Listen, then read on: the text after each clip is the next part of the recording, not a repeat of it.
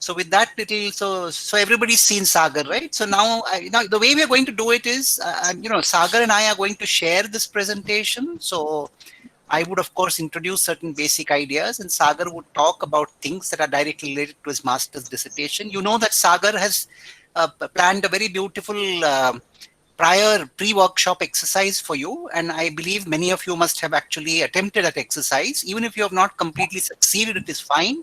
The reason why we have this long session this morning is that both Sagar and I are available, and Sagar will be able to help you if you have not been able to do certain things in the pre-workshop exercise, and he will also be with you for a significant part of the time this morning to assist you with the exercise that you're doing this morning in this session.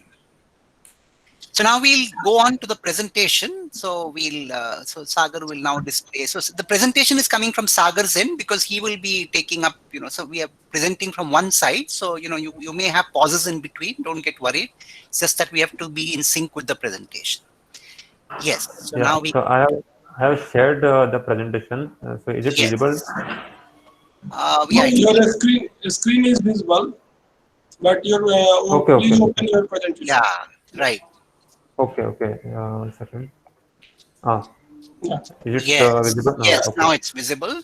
okay. So once again, a very good morning, and the theme. Oh, you've lost. You've again switched back. Yes, Yeah. that's good. Yes.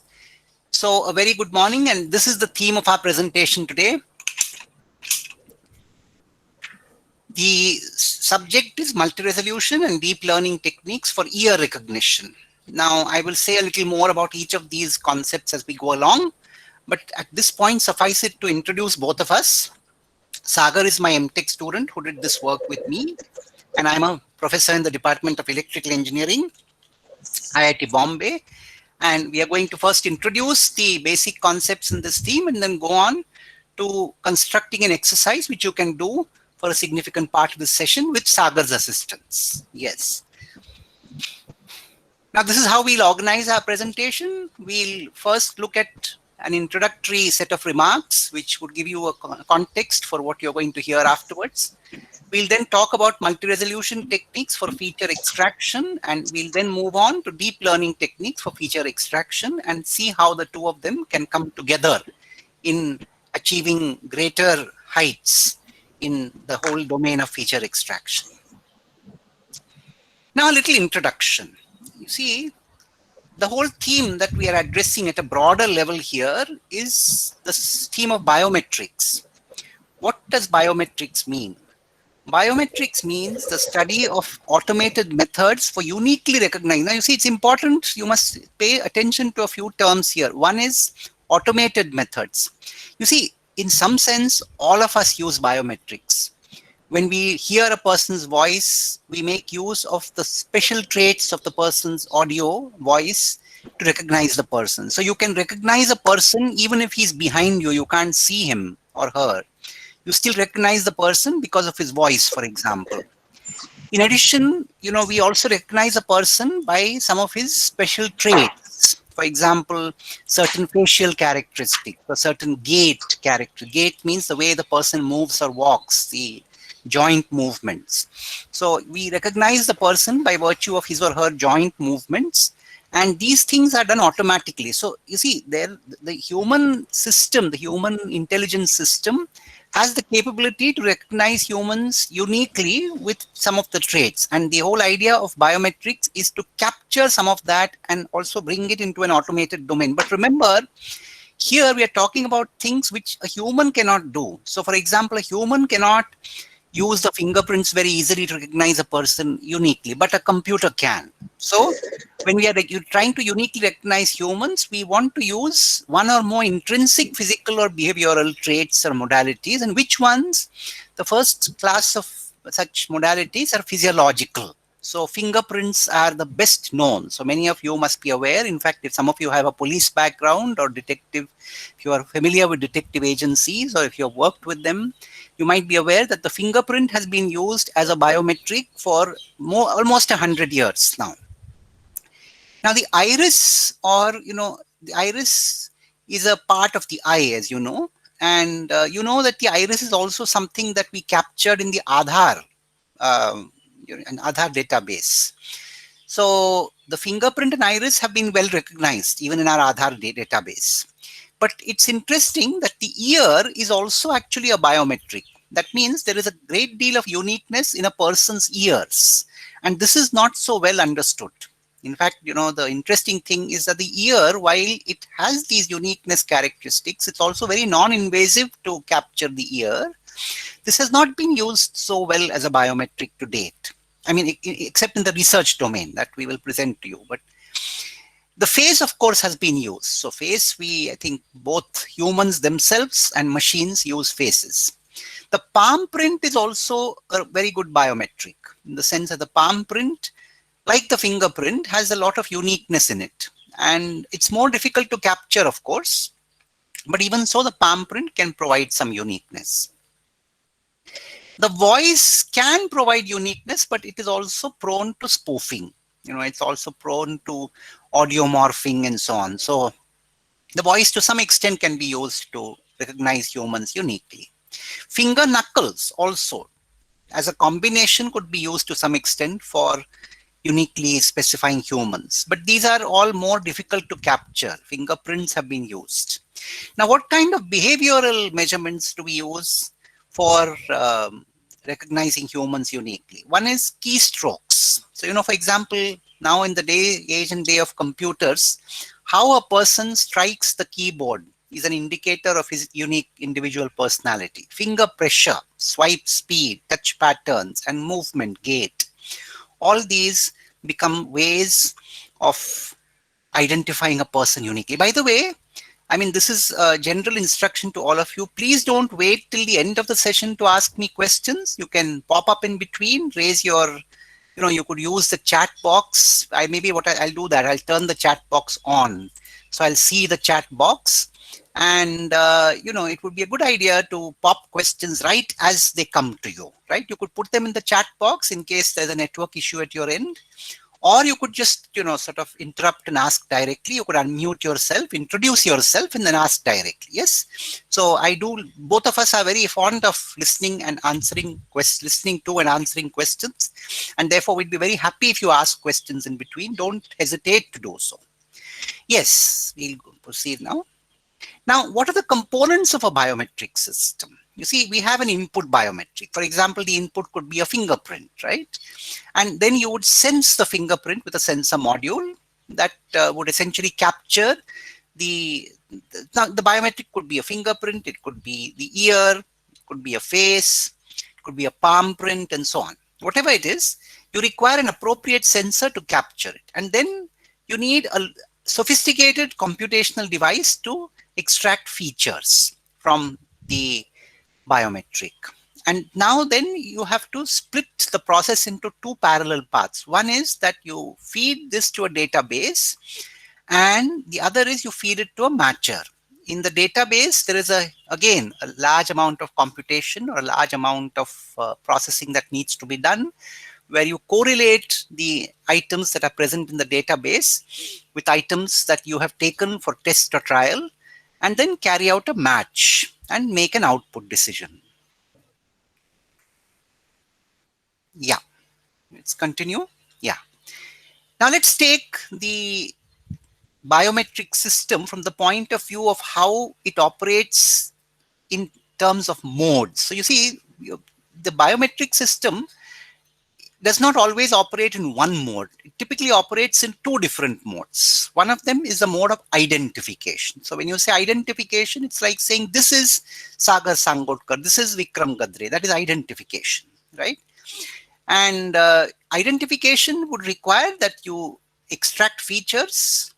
You, of course, take inputs from a database, make a comparison, and then in the identification mode, you essentially either you take a decision in favor of an identity, that means by name or by some other character, or you reject it, saying that this is not a part of the database. So for example, if you had a biometric system which you would use in your at your doorstep, doorstep of your residence or doorstep of the laboratory, it would require some amount of identification, because it should identify that this is the person who is entering the room, and he is an authorized user or she's an authorized user. Yeah, let's go on. The second mode is verification. So you see, for example, I wish to access my bank account. So I need to verify my identity. So you see, again, the same process is followed. You need to extract features. You need to compare with features that emanate from a database, and then you have to take a decision in favor of either the person being genuine or the person being an imposter. So somebody who is not authorized to is trying to enter an account or trying to enter a room, so then it's a verification process. Are you this person? Verification means, are you this person? Identification means, who are you, right? Yes. Now you see, when you design an identification or a verification system, there are several different ways in which you can characterize its performance. In the identification mode, we typically use 4 different performance metrics. The first is what is called rank 1 accuracy. Rank 1 accuracy is a tight metric. It means that the person must be declared with top score.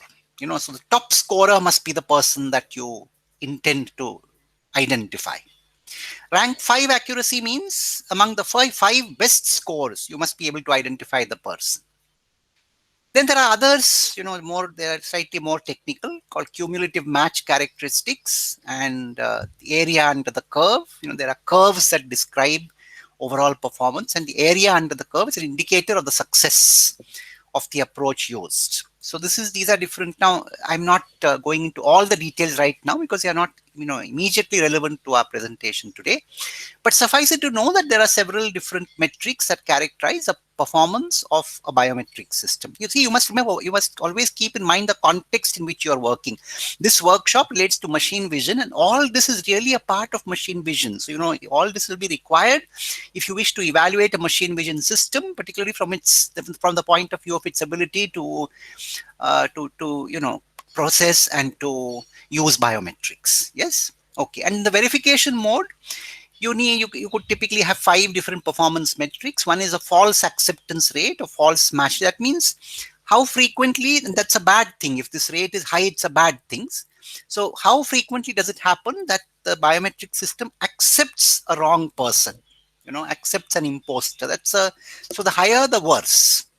Then genuine acceptance rate. So how frequently does it happen that the biometric system correctly accepts a person who's entitled? Then receiver operating characteristics. So it's a probability of detection versus probability of false alarm plot. Again, area under such a curve. And equal error rate is a very interesting idea. When you have 2 densities or 2 probability distribution functions which correspond to 2 different hypotheses, their point of intersection relates to an equal error rate. Anyway, so again, I'm not trying to go into all the details here, but an equal error rate is a very interesting idea which again characterizes the verification mode. Yes. Now I'm going to come to the ear as a biometric, and this is what Sagar worked on for his master's dissertation. You see, you'll see at the upper part of the figure, you'll see that there are several different medical terms used to describe parts of the ear. I won't even read all of them. I'll just read a couple of them. There's a helix, there is a superior crus of antihelix, there's a fossetta. So what I'm trying to say is the ear looks so innocuous, but it has so many parts. And these parts are universally present, ubiquitous. So you see, it's important that we recognize that the ear has many features. See, the fingerprint has been well understood to possess features. Now people recognize that fingerprints have so many features. But people have not as yet been so aware of the features that a ear has. So many different physiological features. That's the reason for drawing this diagram. It has so many different features that you need to look at carefully to be able to bring in uniqueness. This is a structure typically. And the advantages of the ear are that it's a very stable biometric trait. So you see, the fingerprint is of course known to be very stable, but the finger is used in the sense, you'll realize that the finger, by virtue of the hand being used very frequently, the hand being all the time used in operations by the person, the fingerprint, though unique, is also prone to being, in some sense, corrupted for other reasons, for when during capture or otherwise. The ear, on the other hand, is not directly, you see, it is used, but always in distance mode. So you don't go and touch, and very rarely do you see people touching their ears to some other person, and that's going to happen typically only by accident. And therefore, the ear, in that sense, is a very stable biometric trait. It has a unique shape, structure, and appearance that differs. That is important. That differs for every person. There is some individuality in it. And the ear acquisition process, image acquisition process, most importantly, is contactless and non-intrusive. You see, one of the reasons why we have chosen this theme for this Machine Vision 2020 is that we must also keep in mind this whole workshop is being organized in the context of COVID-19. So in COVID-19, the whole touchless paradigm is very important. We have to minimize touch. So what kind of biometrics would allow you to go touchless? That is something which we have to keep in mind. The ear is a very potential candidate. Yes. Now, this is how the ear recognition works. And in fact, I'm soon going to hand over to Sagar. But let me quickly go through this process. So you have the input images. Now here, you see, one thing we must keep in mind. It's unlikely that you can quickly focus just on the ear of an individual. What you would typically focus on is the region around the ear. Or perhaps even worse, it could be just the facial characteristics. And you have to capture the ear part of it. So you have to first take an input image, which would be typically like a face, and then you have to detect that part of the image which corresponds to the ear. You have to identify features in it. And Sagar will soon tell you the kind of features that are critical to the identification and verification process here. And then you need to carry out a matching and take a decision. Now I'm going to hand over to Sagar, and Sagar is going to tell you much more about the whole paradigm of ear recognition technology. So Sagar, over to you. Yeah, thank you, Professor Gadre. I'm sure Professor Gadre gave a very nice introduction of biometrics. So I shall move on from that. So this slide is basically the various milestones of ear recognition technology. So this is a very kind of literature survey, you can say. So this figure is adapted from this paper, Ear Recognition More Than a Survey. So this is a very nice paper which gives a starting point for the ear recognition literature. So if you can see that the ear recognition mainly started in 1900, and it was mainly used in forensics. And this was a manual process, and they used to do the manual matching. Later on, various approaches based on geometrical features, and thereafter various texture, meaning the later half is the automated techniques, and very recently various texture-based approaches such as log-Gabor, wavelets, LBP, BSIF were proposed. And very recently, it was shown that the deep learning-based approaches were very good, and they have shown remarkable performances. So yeah. So moving next. So as I said, so recently various deep learning-based approaches were proposed, and Unconstant Ear Recognition Challenge was hosted as part of ICB International Conference on Biometrics, and that various participants have submitted their approaches. So we can see that the texture-based approach, which I just mentioned, LBP, in the previous slide, gave a very poor performance on the challenge data set. So this data set was very challenging, and it contains various occlusions and rotations and deformations. So the the handcrafted based features give poor performance. So we can see that the good performance, the top approaches are mainly based on deep learning based, and some of them are a fusion of deep learning and handcrafted features. So yeah, so this is what we will be doing. We will first see one of the handcrafted based features, and then we will move on to a deep learning based approach. Yeah, so to start, we need to have a data set.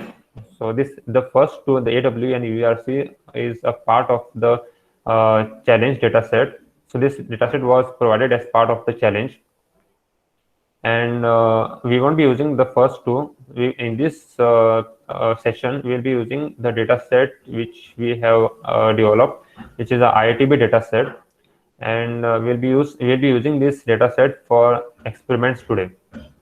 And the other two are also very big data sets, and they are unconstrained data sets, meaning you can see that there are various scales, with scale variations, rotations, and resolutions. So these are unconstrained data sets. So yeah, having this, I hand over back to Professor Gadre to continue the theory, and once this is complete, we will start the practical session.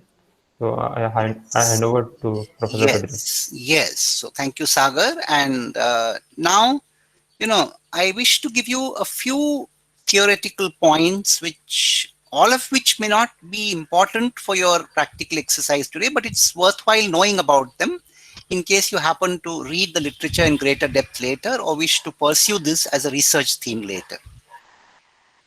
Now, you see, the first thing is we've been talking about feature extraction, we've been talking about representation, and we've been saying that, you need to essentially bring intelligence into a system by taking raw data and by processing it in some way. So you need to identify what it is that you want when you represent an image. You see, so now this is a technical way of saying it. L2R2 really means the space of finite energy two-dimensional functions, which really means any fingerprint image or any palm print image or any ear image or any facial image really belongs to this category, L2R2. So some of you who come from a mathematical background will immediately appreciate what this is, but we need not get too worked up about the terminology.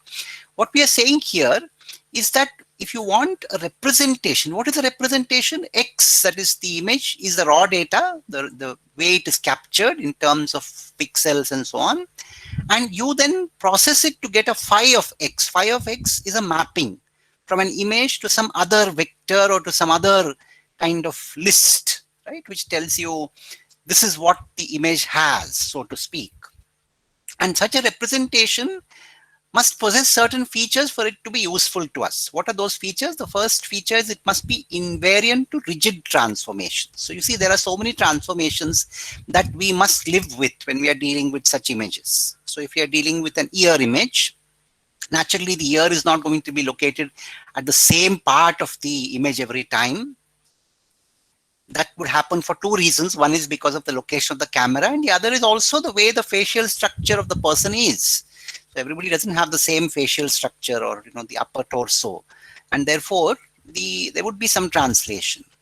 There would also be a scaling depending on the way the camera is located and the way the camera captures, how it focuses. Then there's also going to be a rotation. The camera may not be exactly aligned from a rotational perspective. So all these things have to be accounted for, and whatever representation we use should be invariant to these rigid rigid transformations are transformations that do not have elastic distortions. So, there's no contortion of the image within the image. There's no contortion of the feature within the feature itself. So, you don't have essentially it's a true scale mapping all over the image. That is what rigid means. Yes. So when there are rigid transformations, you still should be able to recognize, and that kind of a representation is useful to us. Now, interestingly, in a good image transformation, you would also like it to be invariant to non-rigid deformations. Now, this is a technical term. Phi must be Lipschitz continuous to deformations. What it means is that the equation that is written there is really saying that the difference between the original and the final image representation in whatever norm or whatever metric you have, norm really is like a magnitude. So, you think of this representation as a vector, and the difference vector magnitude is what you have on the left side. That must be upper bounded by a constant multiplied by the norm of the image itself. Why do we need to multiply by the norm of the image? Because if the image itself is brighter or darker, then that should be taken into account.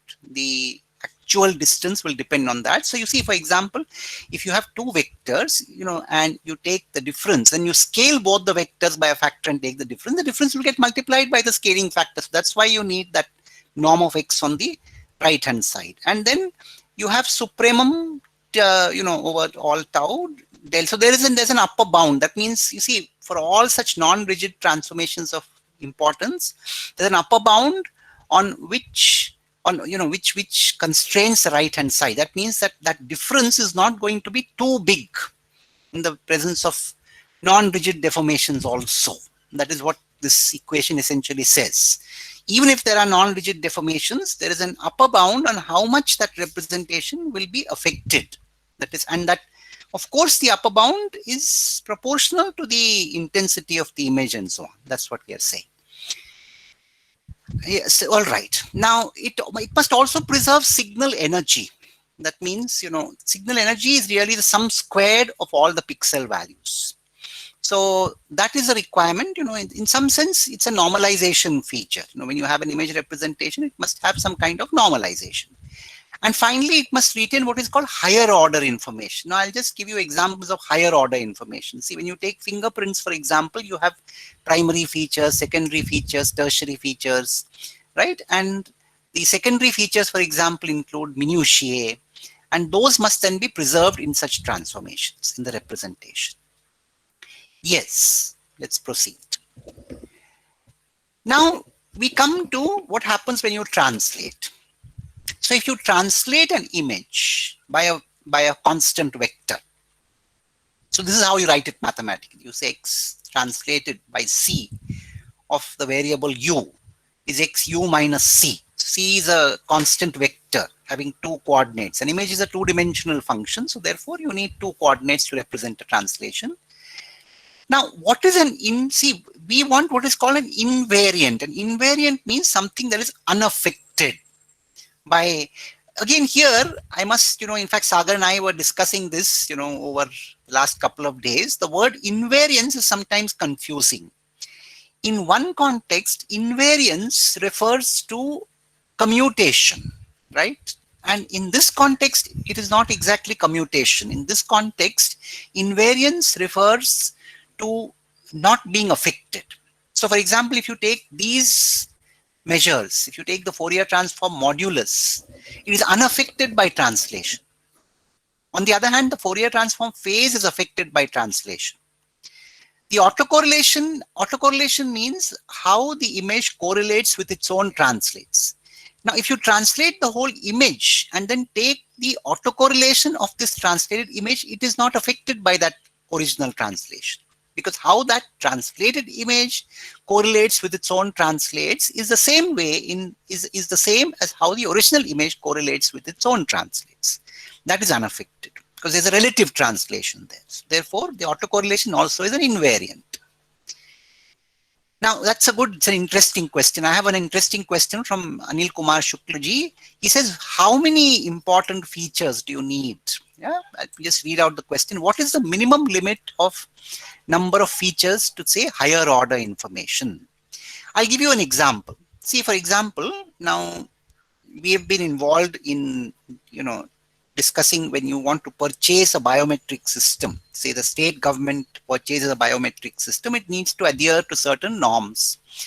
So what kind of norms? Now, for example, if it's fingerprints, which is well understood now in the police system, detective system, then they, I think, need to take at least 8.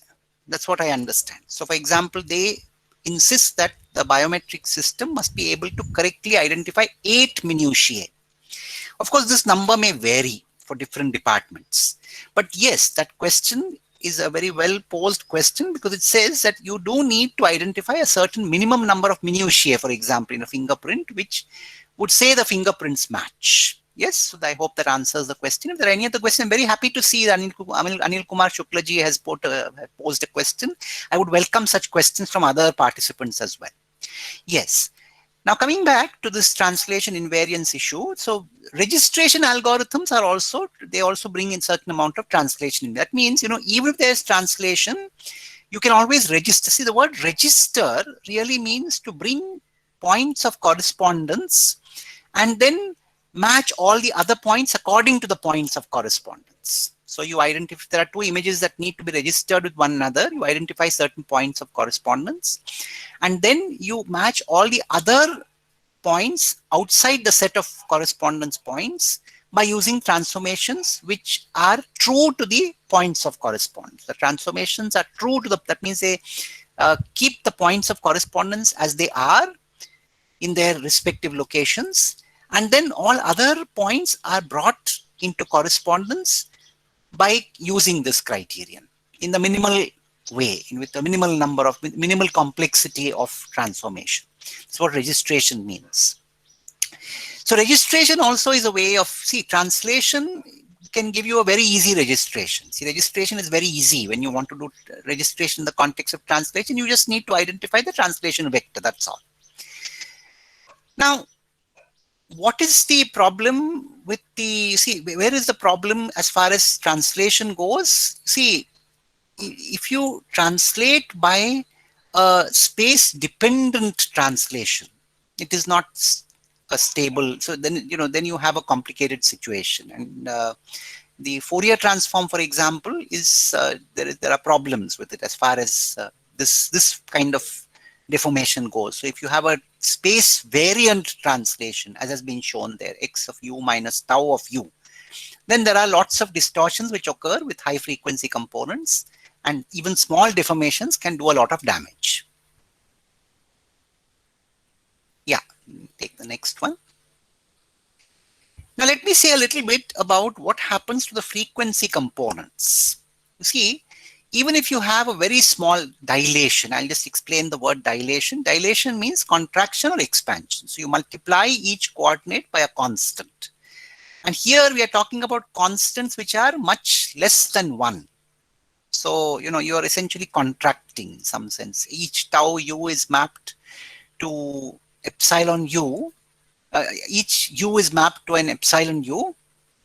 That is a scaled version of itself, and epsilon is much, much less than 1. Now here, this is a little bit of math. You can go through it if you are interested, but what is the purpose of this whole math here in this slide is to show you that there is a serious effect that such a process of dilation has on the frequency components in a signal. So the sum total of the analysis is that you see, when you squeeze, in fact, the effect of squeezing in the natural domain is to expand in the frequency domain. So it is very likely that if you squeeze an image, if you contract an image, then the higher frequencies are going to go outside the bandwidth of the original image. They're going to surpass the bandwidth, and that might be outside the range of capture of a device. So that's why, for example, when you have a dilation, contraction kind of dilation, then there's going to be serious trouble, particularly with high frequency components. Yes.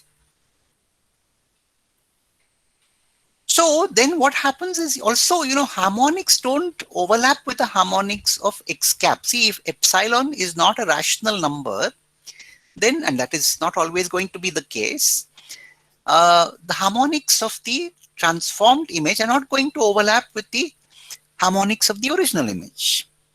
So, moreover, there is the way the norm changes. If you look at the norm, the modulus also, the modulus change also in the Fourier transform is not going to change proportionally to epsilon if the amplitudes are significantly large at higher frequencies.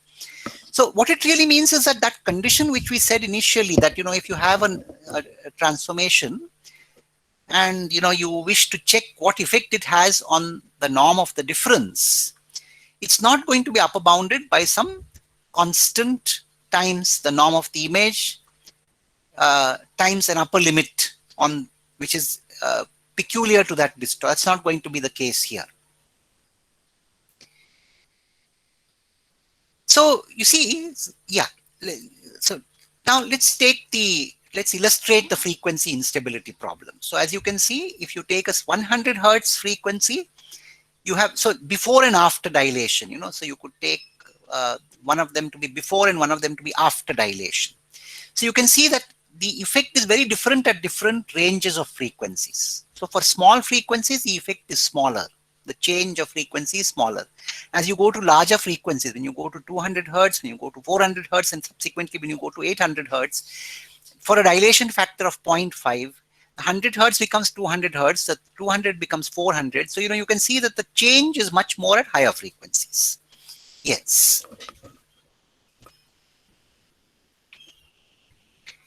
Now I come to the basis of multi-resolution analysis. And the whole idea of going to multi-resolution analysis is to deal with the requirement of being able to work in two domains at once. So what you saw in the previous few slides, and which also indicates an issue that we need to deal with, is that if you're working in only one of the domains, see, if you're working in the natural domain, then contraction would actually reduce the contortions that might be there in a certain image. But then in the frequency domain, these would actually expand. On the other hand, if you squeeze in the frequency domain, you're going to expand in time. So there is a conflict that we have to work with between the natural domain and the frequency domain. This is something that we need to recognize. And the whole field of multi-resolution analysis recognizes this conflict and learns how to live with it. So we typically, in a signal processing paradigm, we use what are called waves. We talk about sinusoidal waves. So we are thinking of all signals as a combination of sinusoidal waves. So this is a bad idea at some level, because waves last forever and no image or signal lasts forever. And if you truncate a wave, there's going to be trouble. There are going to be boundary discontinuities which create their own problems. So working with functions that are inherently not limited in the natural domain is a bad idea at some level. That is what we are saying. And wavelets or multi-resolution analysis is a way of dealing with that issue. So what are wavelets? Wavelets are small waves. So see, for example, you could just have a small wave which is constant and positive for some time and constant and negative for some time. That's called the Haar wavelet. And this can be used to do a lot of analysis. There are so many other wavelets, and some of you who are interested in getting more exposure to wavelets are strongly encouraged to listen to my lectures on NPTEL related to advanced digital signal processing, multi-rate signal processing, and wavelets. So, there you'll be you'll be exposed to much more on the subject of wavelets, and you could then, in fact, some of you may have already listened to some of those lectures, and I'll be very happy to take questions on that as well, if you have any. Anyway, coming back here, let's go, yeah. So let's take a mother wavelet. So you see, what do we do with a wavelet?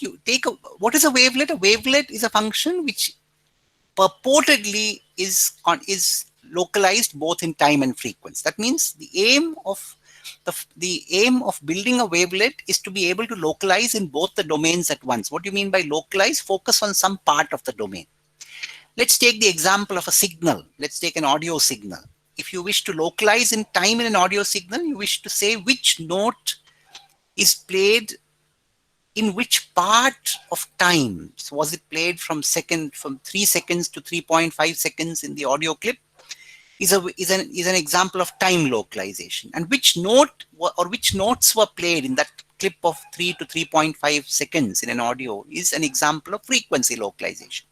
So see, if you can just take the example of audio, some of you must, I'm sure, be very well versed with music. So, in music, you would be aware that you write what is called a musical score. Or, for those of you who work with Indian music, you could describe a raga.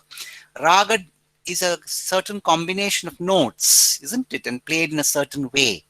So how do you describe a raga, or how do you describe a musical score? All these would require some kind of what is called a time frequency representation, that you need to localize both in time and frequency at once. And it's very important to have both time and frequency localization in the basic function that you use to carry out your analysis. So wavelet is a function which allows you that, or at least tries its best to allow you that, to the extent that the characteristics of the function allow. There are several different wavelets, and we'll represent any one wavelet that we choose by psi. And what you're really doing is to contract and expand psi and then translate it. So translates and dilates of a basic wavelet are used to analyze a signal. That is the essence of a wavelet transform. So you find out the correlation between the original signal or the original two-dimensional function like an image and several different translates and dilates of a basic wavelet function, and use those correlations to come to some conclusions about characteristics of the image. That is what a wavelet transform does. Yes. Now, when you yes, yes, sorry to interrupt, sir. yes, Can you please excuse me for a minute? I'll just join back in a minute. Yeah. Yeah. So while anyway, I'll just I'll continue with the discussion here. While Sagar rejoins. So you see, when you take the Fourier transform, see we have looked at the wavelet in the time domain. What you saw in the previous slide was the wavelet in the time domain. Now let's look at what happens when you take a wavelet transform from a frequency domain perspective. In the frequency domain, taking the wavelet transform is like multiplying by a dilated version of the Fourier transform of the wavelet.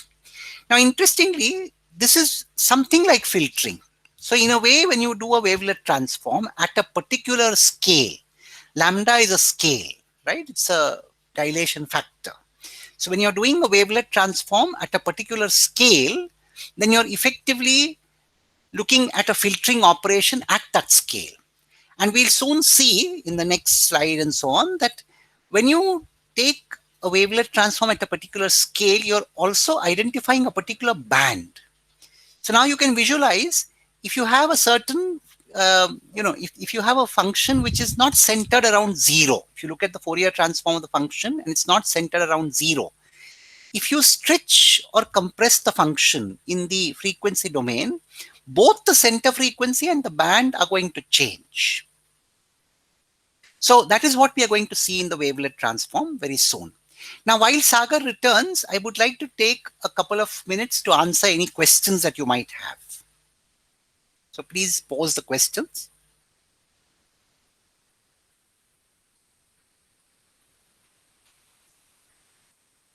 You can pose the questions on chat, or you could pose the questions live.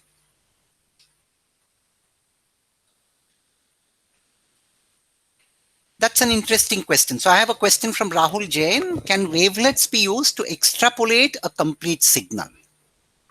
Interestingly, yes. Actually, see, wavelets have been used both in extrapolation and in interpolation. So extrapolation would mean that you identify certain characteristics that the function has, in the domain that you have recorded the function, and you wish to infer things that the function has outside the domain of interest. Wavelets can be used to do that. So, it can be used to extrapolate. So you learn certain features from the wavelet transform in the domain where you have records of the data, and then you use them. See, for example, you could use wavelets to learn a pattern, and then you could regenerate the pattern in the subsequent part of the domain where you don't have the pattern. That can be done. Yes. So wavelets can be used to extrapolate. They can also be used to interpolate. Right. So both interpolate and extrapolate is possible with wavelets. Right. So, sorry for the inconvenience. No problem. Yeah. Are you back now? No. So now we'll continue. So yeah, we've done this. We can go to the next one. Yeah. We can continue. Next slide. Next. Yeah. So what? Yeah. No. This one. Yeah. So this is right. Now you see, if you look at it, I just told you about this. I said a wavelet function typically is, now you look at in fact here you need to look at two functions, the red function and the yellow function. The red function, typically the phi omega mod squared, is a kind of Fourier transform that the scaling function has. And the yellow Fourier transform is the kind of Fourier transform that the wavelet function has. So the scaling function typically is zero frequency centered, or it's a low pass function. And the wavelet function is a non-zero frequency or band pass function. So if you have a band pass function, and if you essentially dilate it, stretch it or contract it, then there's going to be a movement along the frequency axis and also an expansion and contraction of the band, as you can see. So you take the yellow function, as you scale it in time, you would essentially get the green function, the blue function, and the pink function in frequency. Now, you see, if you take the wavelet transform and apply a translation on the original function, the wavelet transform is affected. So in that sense, the wavelet transform, in the sense of invariance that we want here, we want invariance to mean a kind of being unaffected. That is not the case for a wavelet transform. And therefore, in fact, I have a question from Anil Kumar Shukla. Let me take that. It says multi-resolutions have a convergent property. It has telescopic behavior. How may it be used for image processing applications? You see, let me first explain his question. So his question is, when you say convergence, see, what do you mean by convergence? You mean that if you use a multi-resolution representation, so let's take a wavelet transform. If you take a dyadic wavelet transform, that means a wavelet transform where you essentially take discrete values of the scale. I can see that there are some people who have probably unmuted their mics.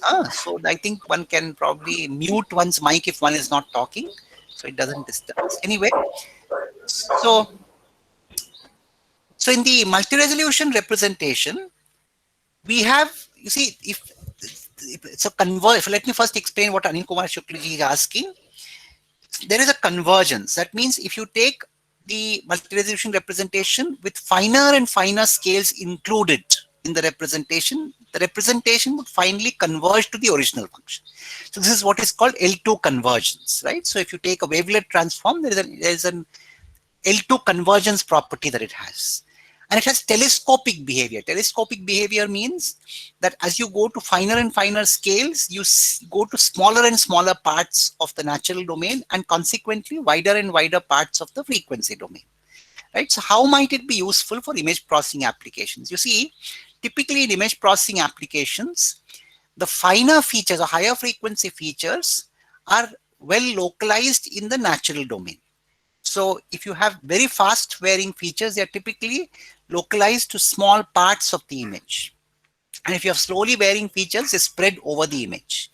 And therefore, in image processing, it has often been found that the multi-resolution representation gives you a good way to deal with this requirement both for high and low frequencies. I hope that answers the question. All right. And this is also reflected in the way the frequency domain is represented for the wavelet transform, which you see in this drawing here. Frequency is covered by phi and psi. Now, the wavelet transform does not possess the kind of invariance or robustness property that you want. So you need to work to give it that property. Yes. All right. Let's continue, Sagar. So you see, if you want that kind of invariance, now here again, I must again caution all of us. The word translation invariant has a different connotation in system theory and in image representation. In system theory, translation invariance means commutation. If there's a linear operator or non-linear operator that commutes with translations, then you say it is translation invariant. But here, when we talk about invariance, we are actually asking for being unaffected. So see, if you take the wavelet transform, for example, unfortunately, if you just take the wavelet transform as is, then there's going to be a certain effect on the wavelet transform caused by translation, which you want to overcome when you want to recognize, when you want to identify or verify. So that is the essence. So that is all the equations that we are writing in this slide essentially convey this. You want to devise a strategy by which you can overcome this property of that wavelet transform being affected by translation. Yes. yes, proceed, Sagar. All right. Now I'm going to hand over to, so you see, in fact, one way of doing it is by using what is called a scattering convolutional network, or SCATNet. And here I'm again going to call upon Sagar to tell you more, because he's been doing a lot of work on the SCATNet. So he's going to tell you more about the SCATNet and how it deals with the requirements of the representation that we want. Yeah. Over to you, Sagar. Yeah. Hi everyone. Thank you for handing over. Let me go one step back. So we have seen that first we can involve with X in this case. So we can involve with wavelet and do this operator and integrate. So this is our transition invariant representation. So we see that we get non-zero value. Am I audible to everyone?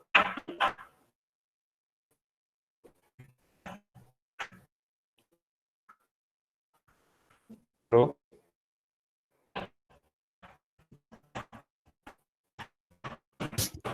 Sagar, I'm your audible. voice is not clear. It's crackling. Uh, okay. So tell me, let me continue. So if that problem persists, let me know. So when we integrate, so the equation 10 gives you invariant representation. So is the problem still there?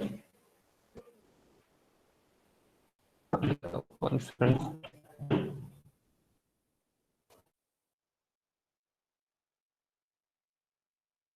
It's better now, Sagar. I think you can continue. You can speak slowly. I think that may do the job.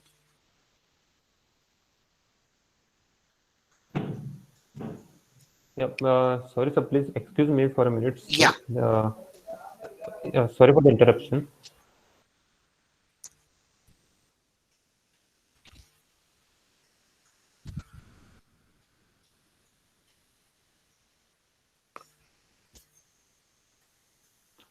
Hi. There is some work going on nearby, so that background noise Yeah. is too No much. problem. Or, Yeah. You can continue. I think it's okay. We can hear now. okay, so interrupt me if there is if that noise is disturbing. No, it's okay. Go on. You can go on. Don't worry about it. Yeah. Okay. Yeah. So equation 10 gives us a trivial invariant representation. So this we can see that it extracts non-zero. It extracts a DC frequency.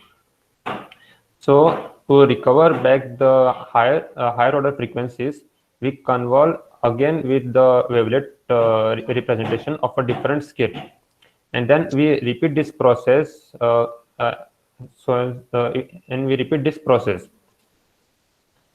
If we do so, we get a representation like this, which is called a scattering convolution network. So at each layer, we can see that m is equal to 1 is one layer, and we convolve it with one wavelet of different scales and different orientations. And in the next layer, we convolve again with another wavelet. And so if we repeat this process, we get a representation like this.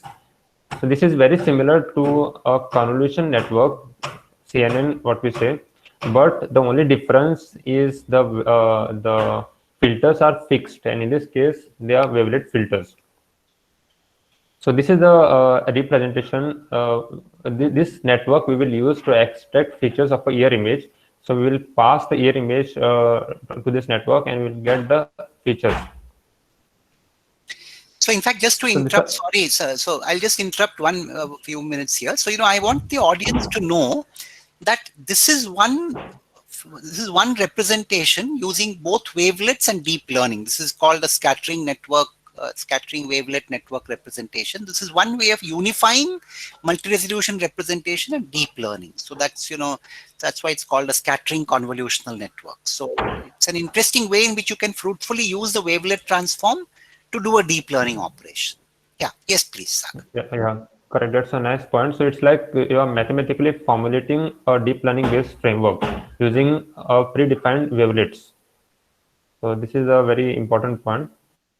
So we will use this network to extract ear features, and it possesses some of these very crucial properties, such as translation invariance, deformation invariance. It preserves signal energy, and it retains higher order information. So this is what we require to make a good image representation. So our SCATNet gives us these uh, properties. So this SCATNet was you can have a look if there are some issues or doubts. You can see the paper, which is invariant scattering convolution networks, and it has a detailed overview of this network. So for now we will use this network for feature extraction. So in this context, we will use a Mollet wavelet which has a angular sensitivity. So we need to capture orientation information in ear image effectively. So we will use this Mollet wavelet, which is a Gabor wavelet modulated by a sinusoid. So yeah, Okay, there's and a you question, Sagar, there's a question posed by Mohan Rao Mamdikar. Can SCATNet be converted into PetriNet? See, the word net here really refers essentially to a tree structure. There's a tree structure which essentially characterizes the way in which the wavelet convolutional network has been arranged or organized. I am not an expert on Petri nets, but if I'm not mistaken, Petri nets, maybe in fact, why don't you, Mohan Rao, why don't you tell us a little more about Petri nets? So, then we'll try and bring a correspondence. You can unmute and speak and tell us a little more about Petri nets. Mohan Rao. You can unmute yourself and speak to everybody.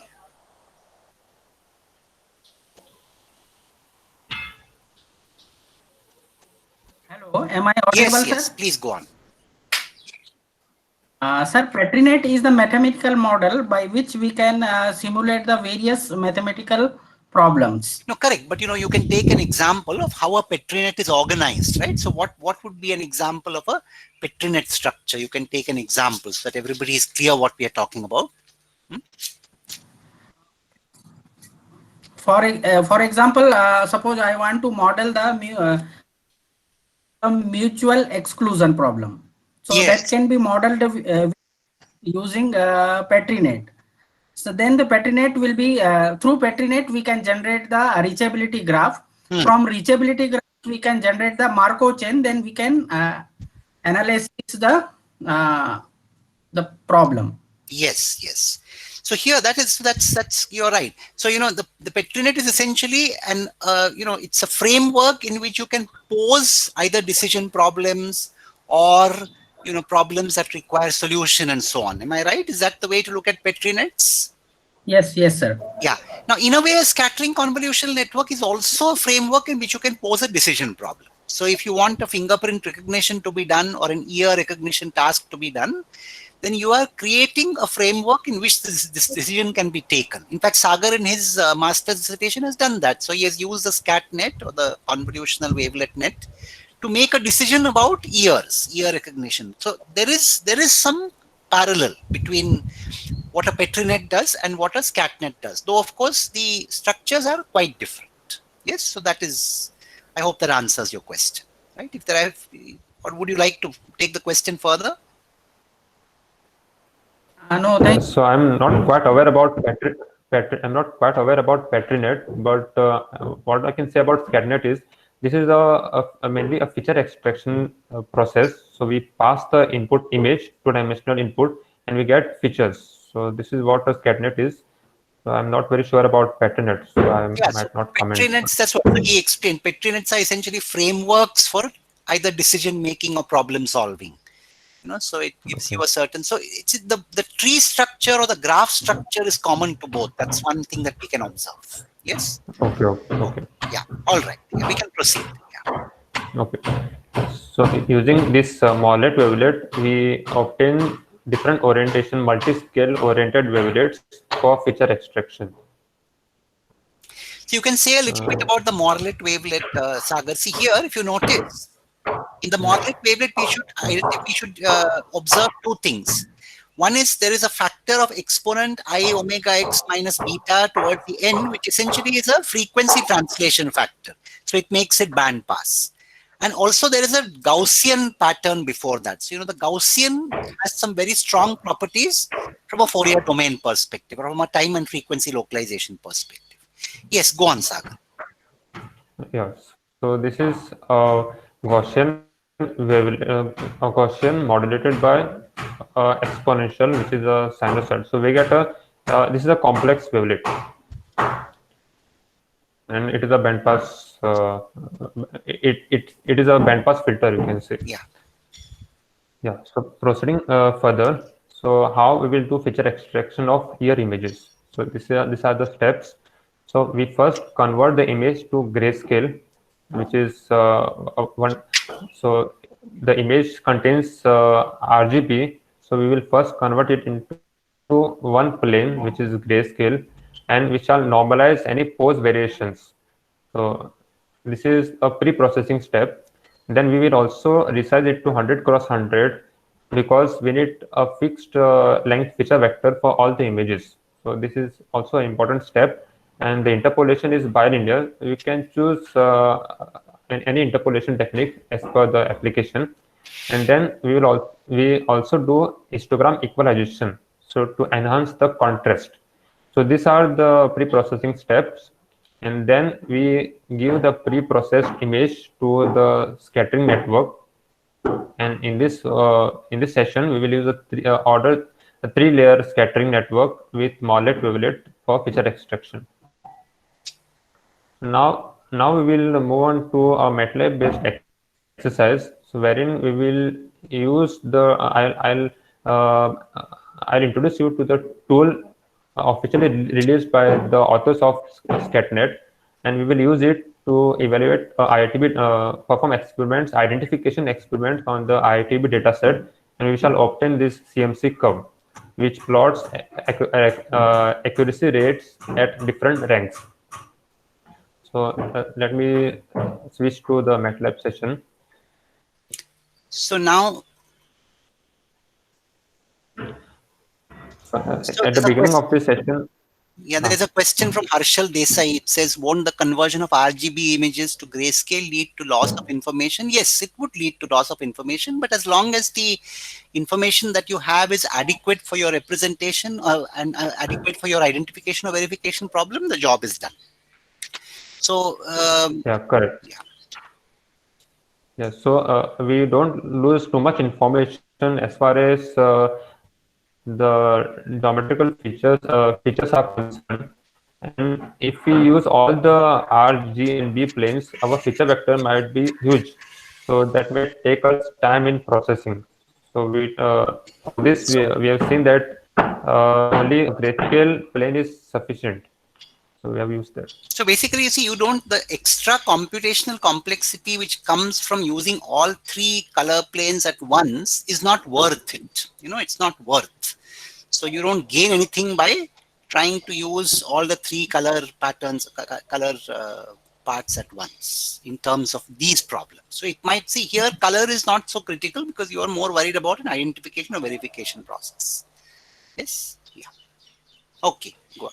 So now all of you are going to work on an exercise, no? Sagar is going to guide. Is that right, Sagar? You're going to guide an exercise now. Yeah, so all of you need to be ready to perform the exercise. You need to perform the exercise. Okay, so for the first part, we will use MATLAB. And for the second part, we will use a deep learning based exercise, which we will use Google Colab. So it is an online Python platform. And if you have Python and CUDA and everything software installed, you can do it on your personal laptops. But the best thing will be to work on Google Colab. So that takes care of everything. You don't need to worry. So beginning with the first part, this is a MATLAB based exercise. So I have just shared the drive link with which contains the package required for the exercise. So you can look at the chat. I request you to download. Yeah, look at the chat box. Yeah. So please download. I had shared it at the beginning, so I have shared it again now. So please download. Let me stop here the presentation. So yeah. So Sagar is going to work Okay. with So you. this, Sagar is going to work with you, and you need to repeat what Sagar is doing to be able to run the exercise. yeah. So this is the workshop content folder which I have just shared. So please download it. So till then I'll explain what it contains.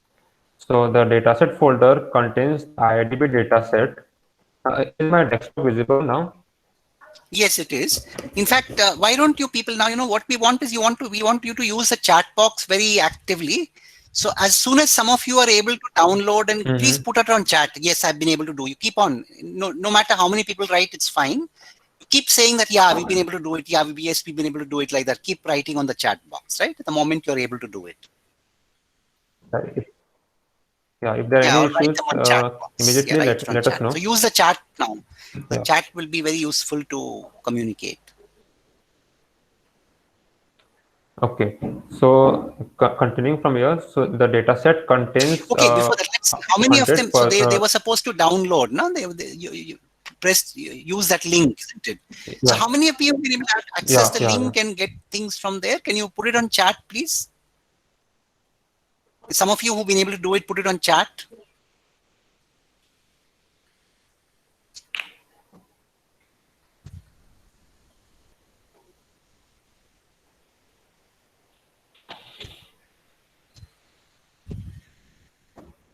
So let us know if there is problem It in says got downloading. link. It's zipping. Harish Gavel says.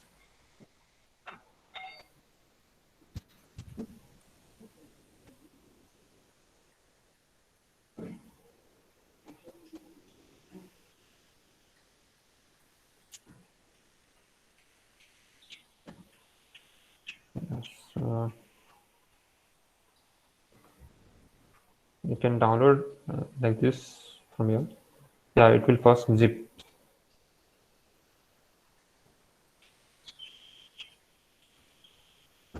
So Jabbaragati is saying he tried, but you can explain what your problem is. He said he could not. You just explain what your problem is. Sagar, can you see the chat box? I think there is somebody who is. Yeah, yeah, yeah. He has not mentioned what is You the must exact mention problem. what the problem is.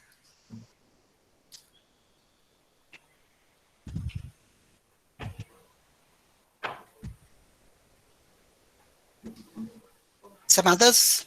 So what about Harish Kavel? Have you been able to unzip?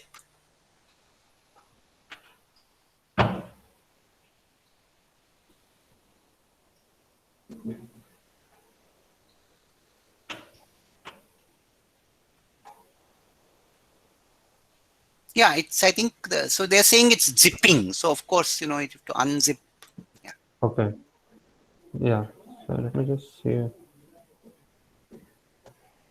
what is the size.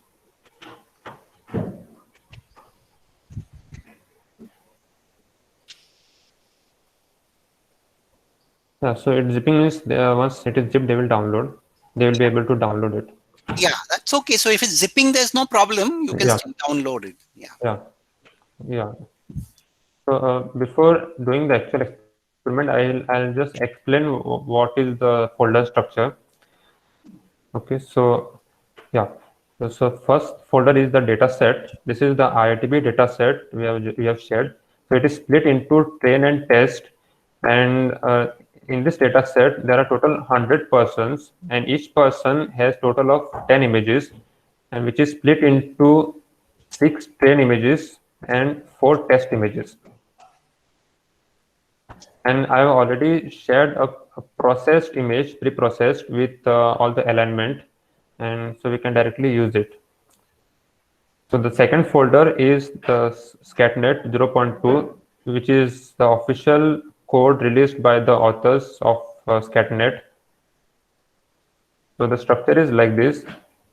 In this, there is a main.m file, which we will use to perform the experiments, and it uses all the files present in this folder. And Yeah, and these extractors contain the code for all the texture descriptors like BSIF, Gaber, OG. So it contains it contains pre-coded texture descriptors, so we can directly use it. Yeah. So have you people been Other able to folders unzip? Now you will can not just ask explain. them. What about Durgesh and Harish, and have you been able to unzip now? Download and unzip. Anyway, you can go on. You can go on. Please keep posting on chat your status on chat. Yeah. Yeah. And the next is the CNN.IP. So the question is, what is the size of folder?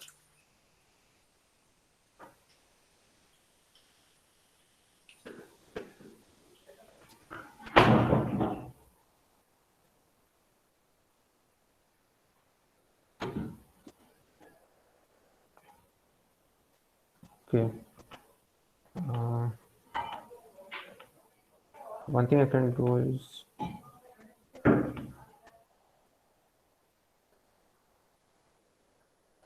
so I can so this is the augmented images I can remove for now because this we will do using the code, so that will reduce the space.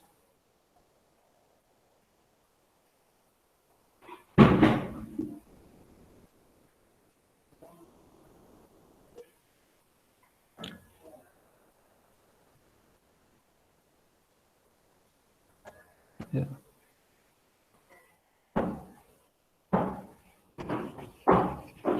So I think I can proceed, meaning they will be able to do it as soon as they have downloaded, and you will have to download. You will have to open MATLAB for this.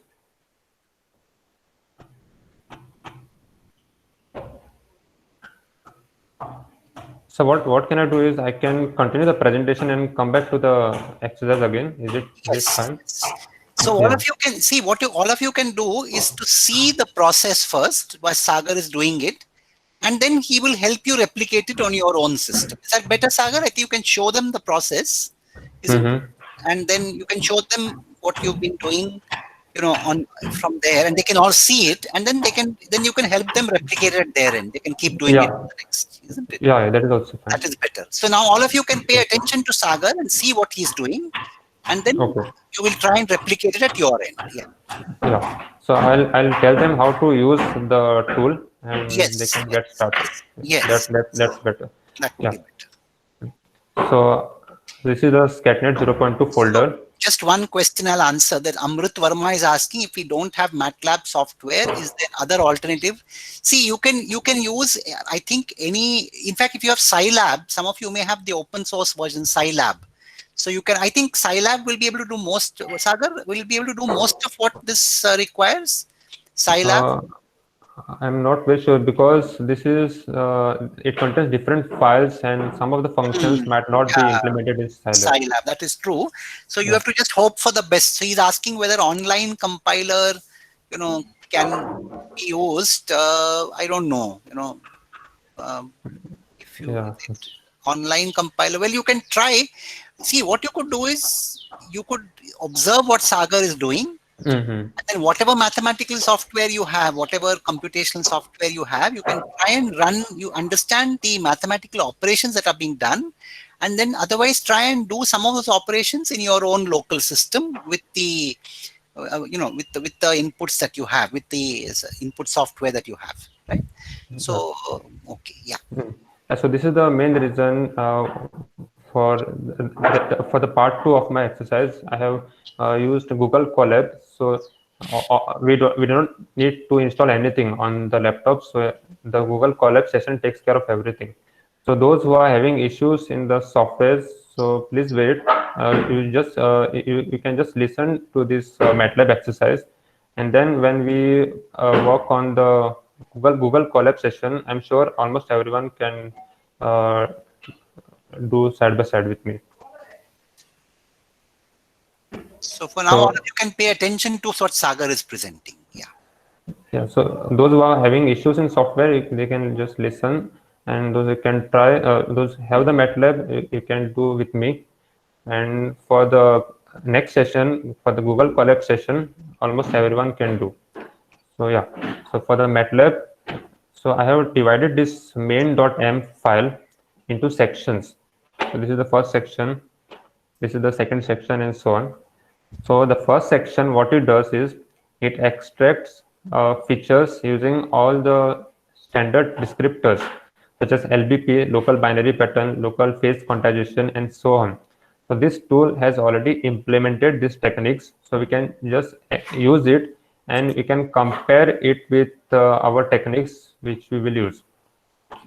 So this is like an automated code I have written in loop. So it extracts features one by one using all the descriptors.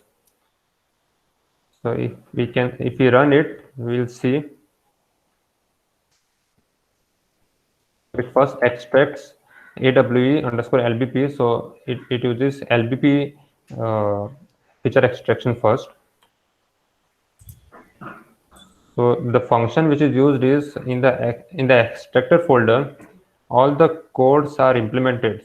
So in this case, LBP, so LBP feature extract. So automatically this file is called. And when we do feature extraction of hog, automatically this file will be called. So this tool does that in an automated way. We can see that using LBP, we have obtained 95.25% accuracy on the test set. So this will repeat. So this is just for comparison with our scattering network feature extraction. Now I can halt this. Let me proceed. So yeah, moving forward. This is the feature extraction using ScatNet. So I'll first display all the filters, Morlet filters at different scales and orientations. Okay, yeah, this is an important point. So before running this, we have to run the add path underscore scatnet.m. So it adds all the folders to the MATLAB search path. So it has added all the folders to the search path, and then we can do this.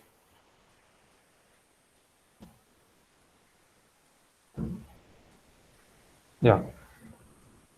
So these are the filters which we were talking about in the scattering network architecture. So the bottom row, so each row represents one layer, and we have wavelets at different orientations. So this is layer 1, this is layer 2, this is layer 3, and yeah, so you can see that there are different orientations. In this case, we have used 8 orientations, and the 3, 4, 5, 6, 7, 8. So first 8 columns are the real part, and the next 8 columns are the imaginary part. Since we have seen that a Morlet wavelet is a complex wavelet, so it contains both real as well as imaginary parts. So what we do here in this feature extraction process is we convolve the ear image with all these filters, and we get features.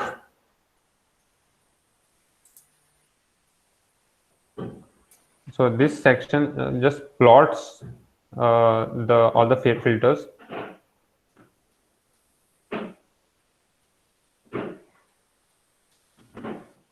Yeah. So moving next, we use this to extract test features using ScatNet for ear images. So this is the number of scales and number of orientations. L is the number of orientations, and J is the number of scales. So during hyperparameter tuning, I observed that for this data set, the 3 scales and 8 orientation gives better accuracy. So this is a hyperparameter, and even the omega and sigma. Omega refers to the frequency of the sinusoid, and sigma refers to the standard deviation of the Gaussian. So these 2 parameters are for the wavelet, and these 2 parameters, so what I have highlighted here, J and L, are the parameters of the scattering network. So we have freezed these parameters and use it to extract the features. So I will just, as I just explained, so we first convert it into grayscale, and then we resize, and then we extract features. So I have made a function. So to see what it contains, you can open the file. So the first thing is it uses wavelet factory 2D. So this is the function provided by the tool. So it takes it takes as input the various options which we have set, and it outputs filters, wavelet operators, which we use to convolve with the image. So having done that, we get a feature vector. So this feature vector is returned by this function call, and we can have the features of all the images. So this loop, if those who have used MATLAB, meaning yeah, so you can see that this runs in a loop. So it takes each and every image and extract the features. Then we do the accuracy evaluation. So to do that, once we have the features, we match two features. So to find the similarity between the two features or dissimilarity between the two features, we use a distance measure. So we can either use Euclidean distance as a measure of similarity. If we use that, so if the distance is low, if the distance is less, it means that the two features are very close to each other and belong to one person. So that's a match. So we can, like this, we can also use cosine similarity, but this is a bit different. So in this case, the higher the value means it is better match. So this cosine is mainly relates to the angle between the two features. So if the angle is less, say, let's say if it is close to 0, cos of 0 is 1. If the angle increases between the features, we get a lower value. And higher the cosine value, better is the similarity between the two features. And we also have chi-square distance, which we can use to measure similarity. So we will use all these three measures, and we will obtain the accuracy. So this is a coding thing. If you are having issues, let us know. So this builds a similarity matrix, and it sorts the similarity matrix to obtain the accuracy. So you can have a look at this, and this is a coding thing. If you have any issues, let us know. So Sagar, there's a question from Indradev Ram. He says, does it support random orientation or only fixed state orientations? Yeah, so nice question. So if you see this network, it's up to us how many orientations and how many scales we need. So this is a hyperparameter of the SCATNet, which we need to try and obtain the best hyperparameters for the current application and for the current data set. So as per my hyperparameter tuning, what I had done, I found these parameters as the best. So how did I choose this is that I used the train set features, and I varied all these J and L values and omega and sigma, and found that for this set of parameters, it obtains the maximum accuracy on the train set. Now, next we use these fixed hyperparameters to evaluate on the test set. So this is a general pipeline when we do the evaluation of a system. So we first use the train set to choose our hyperparameters or tune our models, and use the test set for evaluation, and the accuracies reported on the test set are then shared with others.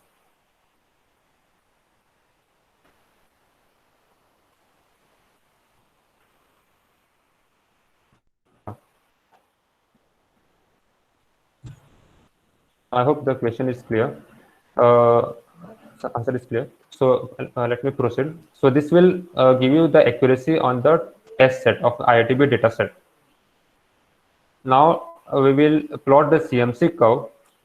So we will use the features of LBP LBQ and all the texture descriptors, and we will plot the accuracy versus the reg. So to obtain the CMC curve. So I'm sure they can run this. So this is this script can be directly run, and they can obtain the CMC curve as shown here.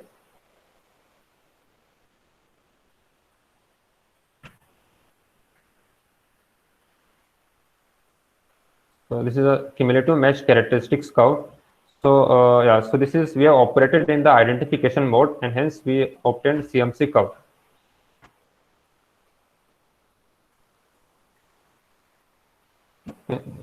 So I think what they can do is let them download, and they can run it at their convenience. And if they have issues, they can let us know in the chat. So Yeah. I'll proceed with the deep learning based feature extraction, because I think they can do along with me for the feature extraction using deep learning. That's right. That will be a good idea. Yeah. So for the SCATNet, I recommend to try it out, and if you have any issues, please let us know. Okay, so I'm moving forward to deep learning based feature extraction. In the deep learning era, what we have is, we have a set of convolution networks such as this. This blocks refers to the convolution networks. So I'll explain it briefly. So it contains a set of convolution networks and a classifier at the end. And so these are initialized with random weights, and using the data set, we tune these parameters to obtain the best accuracy. So CNN, what I mean by CNN layers is, these are basically filters which we need to tune, or which we need to learn based on the data and the application. And the CNN framework does exactly that. The deep learning framework does exactly that. We train these parameters. Yeah, so there exists there is a certain jump here. So to fill in that, so let me say that there exists number of CNN architectures, and if we increase the number of layers, we would expect that the accuracy will increase, but that is not so. So the problem is, if we increase the number of layers, so there are too many parameters to tune, and it is very hard to train these parameters. The main problem is that, technically speaking, the main problem lies in the gradients. So what are gradients? So to explain that, we need to understand how we train the networks. So how we train these weights of the network. So we first pass the image and obtain some values, and we compare it with the ground truth. And if there is if it does not match with the ground truth, it contributes to a loss. So this is a quantifying parameter which is used to tune the weights. So based on the loss, we compute gradients, and those gradients are used to update the weights. And this gradient back propagates to all the layers. So this is the algorithm to train these weights is called back propagation algorithm. Now the problem occurs when we increase the number of layers. So in this case there are only 4, but if we increase the number of layers, the back propagation algorithm fails.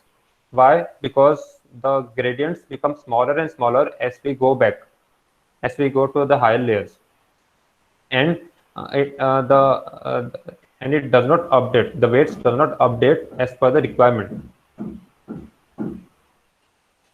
So to cater to that, a ResNet-based architecture was proposed. It tries to solve this problem, and we can build deeper and deeper layers, and despite having better performance. So this is the main block, residual block. So what it does is, it directly passes the image again to the features extracted by CNN. So these are the two CNN layers, and we extract CNN features and we add the original image with the features, and we repeat this process. So in this process, what we have done is during back propagation, so the gradients directly get propagated like this via this alternate path, and the higher layers does not suffer from the vanishing gradient problem. So yeah, so we will use this residual networks, also called ResNets, for this exercise, since it has been shown in the literature that ResNets give a better performance compared to the rest of the CNN architectures.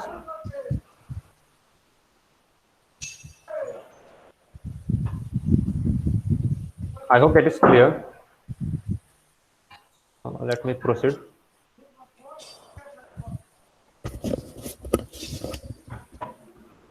So there exist a number of architectures based on the number of layers it has. So we will use ResNet 18. There is not much to explain here. Let me proceed. Yeah. Data augmentation. So this is a very important concept when we talk about deep learning based approaches. So to train our network, we need large amount of data, a large huge number of images. But in some applications, we might not have that much data. So we artificially generate data to cater to this requirement of large number of images. So what we do is we artificially generate transformations such as cropping, rotation, scaling, intensity variations, and so on. So in this exercise also we will use data augmentation, and we will see that once we use data augmentation, we obtain very good accuracies on the test set. I'll explain a bit more on this later. Yeah. So we will perform identification experiments using the IITB dataset, and we will, as I just said, we will use ResNet 18. This is one variant of ResNet architecture, which is called ResNet 18, and we will use this as the base CNN model. And we define fully connected layers, and the output of the layer is equal to the number of classes. So a fully connected layer contains a number of neurons, and the output neurons should be equal to the number of classes of the target year dataset. So these are the two parts. First is the feature extraction, and then the classifier, which is a fully connected classifier. It is also called softmax classifier. And moving next, so this is the learning rate. So the learning rate means the rate at which we want to update the weights. So if the learning rate is high, the updates to the weights of the network will be large. So this is a very important parameter when we train the networks. So I have set it so the ResNet, for the ResNet 18 CNN, we have set it to 0.01, and for the fully connected layer we have set it to 0.1.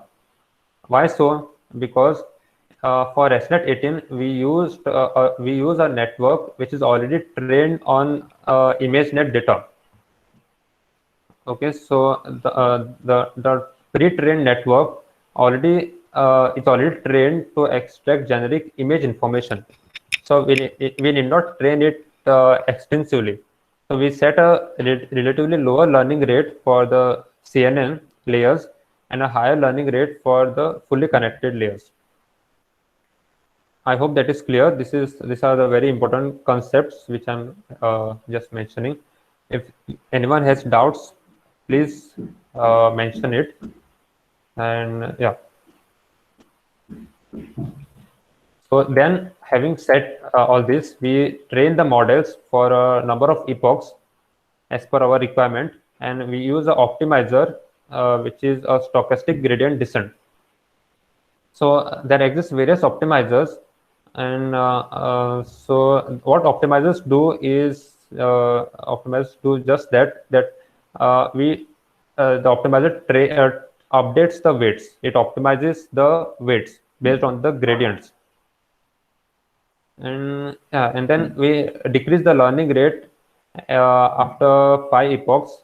This is because after every epoch, it has understood the ear images and it is doing better and better. So we do not want a higher learning rate, because we do not want updates to be more as and when it is trained. So we reduce the learning rate after few epochs. So if we do this, we get a trained model at the end of 10 epochs, and we will use this trained model to obtain to do performance evaluation on the test sets. I hope this is all clear. So if you have any doubts, let me know. So let me proceed to the collab session.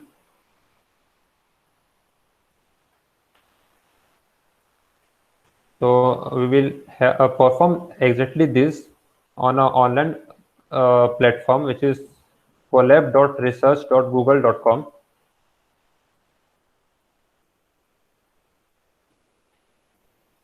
I'm sharing the link here in the chat.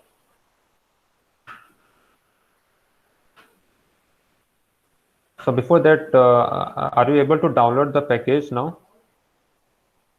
A workshop content.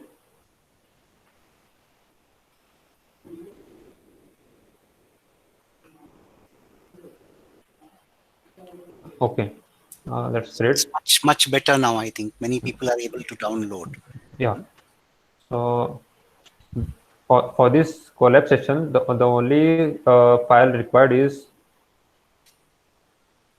the cnn.ipynb. So this is a Jupyter-based script. So the first thing you need to do when you open Google Colab is you have to upload the cnn.ipynb file. So using this upload option, I have already uploaded. So let me directly open.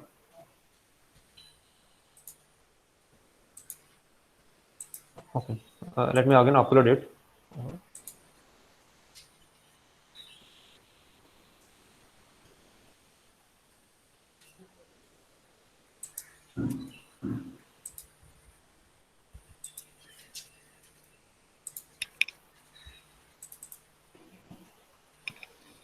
Okay, so I hope everyone are at this point. So let me explain what is Google Colab. So to run this deep learning based experiments, we require high computations at the time of training. So we need hardware such as GPU or TPU, which do parallel processing and save time during training, and they do faster training. So this is what is provided by Google Colab. We can see that. So we have to set the GPU.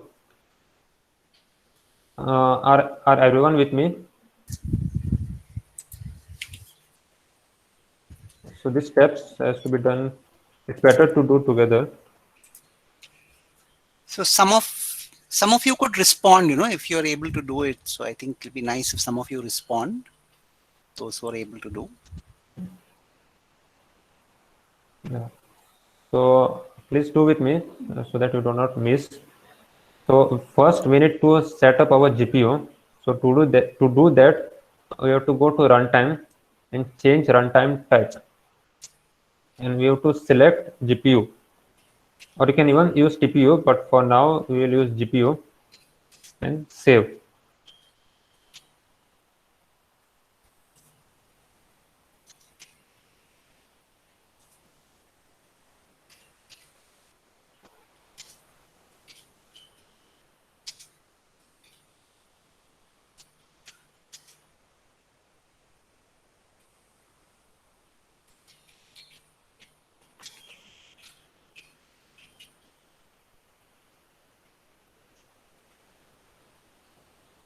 Okay, yeah. So sorry, what I just uploaded was an old file from my side. So I have shared the latest file with you. So are you able to open this?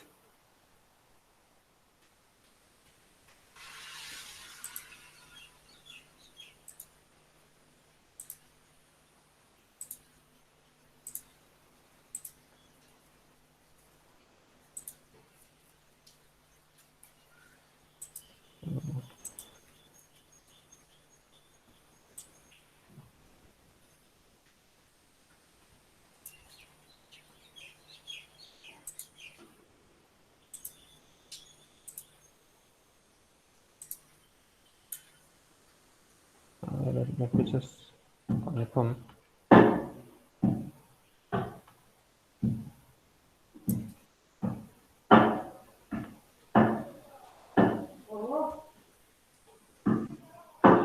Okay. Yeah, sorry. So what we'll have to do is you have to add these commands with me. So I'll share it in the chat option. What just happened is I made changes later on. So the drive what I just shared contains an old file. So need not worry. So I'll just put these commands in the chat option. Yeah. So the question is, can you again show how to set GPU? Yeah, I'll show. So we have to go to runtime and change runtime type and select GPU.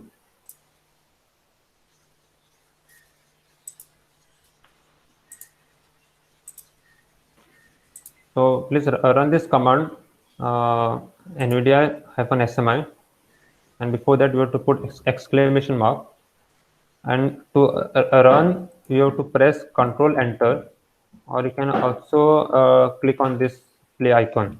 So whichever way is fine. So once you do that, it will initialize.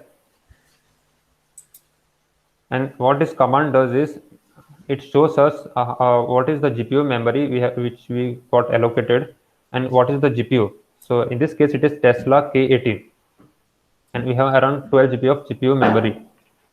Okay, so yeah. So moving next.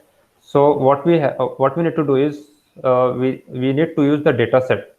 So the pipeline is we have the data stored in our drive, and we link the drive to this collab session, and we access all the files in the data set. So to do that, we have to run these lines.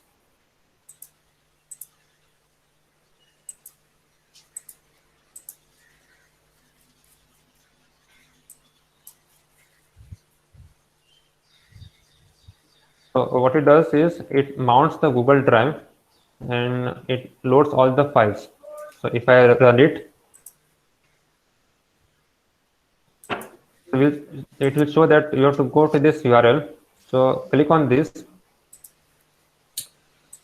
and you have to sign in using the account on which you have stored the data set.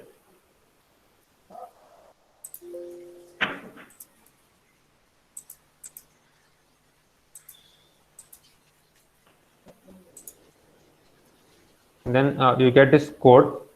So you need to copy this and place it here, the authorization code.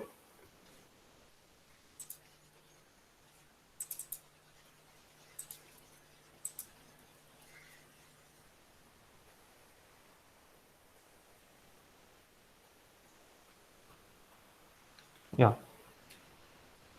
So I have uploaded it in my Google Drive, and it has. If this is successful, we can see that the workshop underscore content folder is present. So these two are the crucial steps. The first two, the first being the setting up the GPU, and the second thing is linking our Google Drive. So these two steps must be done properly. The rest are very simple, so we can directly run it. So these two steps, if people are having any issues, please comment.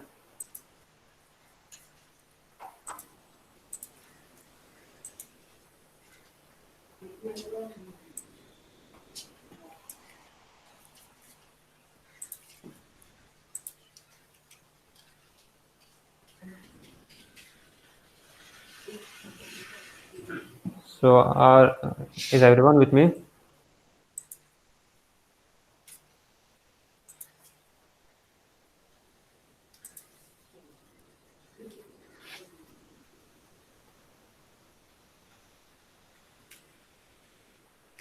When some of you are able to do, yeah, okay. When some of you are able to do, why don't you post on chat? Yeah, so the question is CNN underscore backup. So this is a backup file which I have. So what I shared with you is a cnn.ipynb file, which is this. So it does not contain the initial drive linking and setting up GPU part. So sorry, I had not shared. I did not share the latest file with you. So that's sorry for the inconvenience. So I have posted these commands in the chat option. So these two commands only we require. And I'm again posting it in the chat.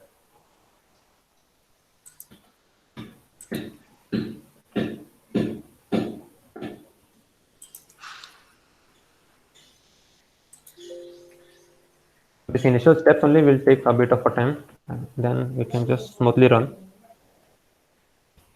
So I have just shared. So this two lines you have to these lines you have to add and run. Yeah, could you tell again how you uploaded IPYNB file? Yeah. So I first opened collab.research.google.com, and then the option here appears to upload.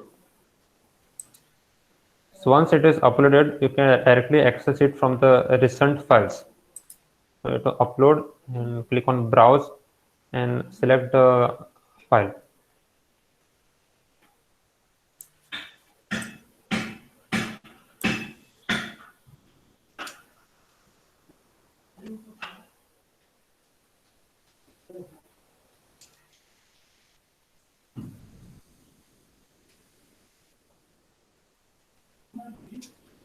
Are you all able to get to this point?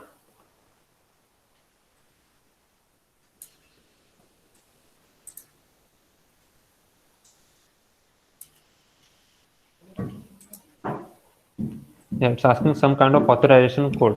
Yeah, so I have I mentioned it in a few minutes back. So once you run this section, it will provide a link, and we have to click on that and sign in with the data. Sign in with the Google account. I've already done it. So yeah, so you have to click on the link, and you have to log in with the Google Drive account in which you have the data set.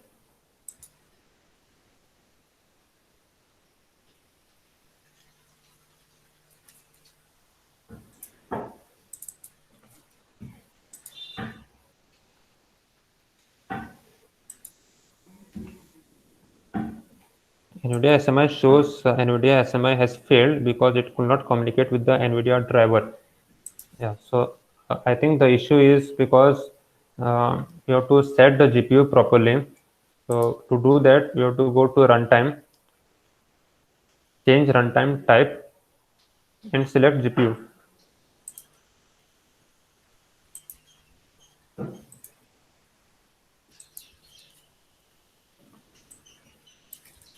So let me brief the process in a nutshell. So what I have done is, so we need the data to work upon. So we have a data uploaded in the drive, such as here, drive.google.com.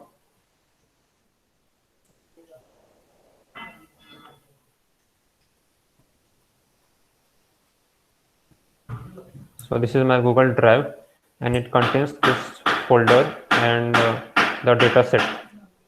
So we just need the data set folder, and so this script does that. It links the collab session to the Google Drive, and I can see that it is visible. The workshop content folder is visible. So ls means list all the files in the directory.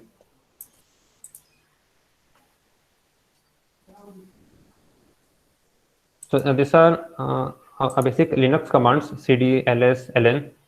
So I'm sure you might be aware about. So cd means change directory, and I'm moving inside the workshop content folder, and then I'm listing all the contents. So we can see that the dataset folder is present here.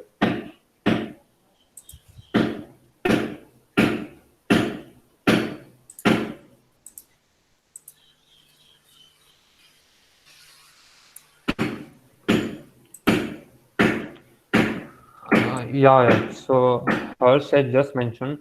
Yeah, I think I forgot to mention about it. So yeah, correct. So I have shared the workshop content folder with you all. So I'm assuming that you have downloaded. So yeah, you have to first upload it in your drive, respective drive. Okay. So yeah, sorry, I forgot to mention. So I already had it here, so I missed that one. So I already have uh, the dataset in my drive. Yeah, so correct. So you have to first upload it in your drive, respective drive, and you have to sign in using that drive.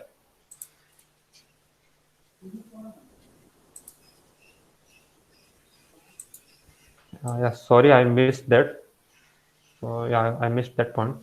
So I'm repeating again. So what you have to do is, once you have downloaded the workshop content folder, which I have just shared, you have to upload it in your respective drive. You you need not upload the entire contents. The only content which we are interested is the data set. So you need to just upload the data set in your respective drive. And when you run this section, it will ask you for authorization code. So they will provide you will see a link here. So you have to click on that link and sign in using the Google account at which you stored the data set.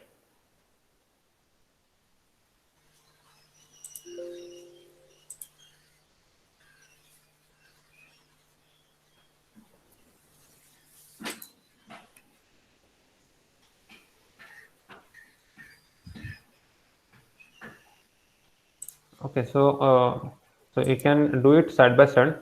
So let me proceed. I'll just explain a few things. Yeah. So the next section. So it imports all the libraries which are required, and so this is the beauty of Google Colab. So you need not install all these packages in your drive in your local machine. So this Google Colab session comes inbuilt with all the packages and libraries pre-installed. So you can just run this section.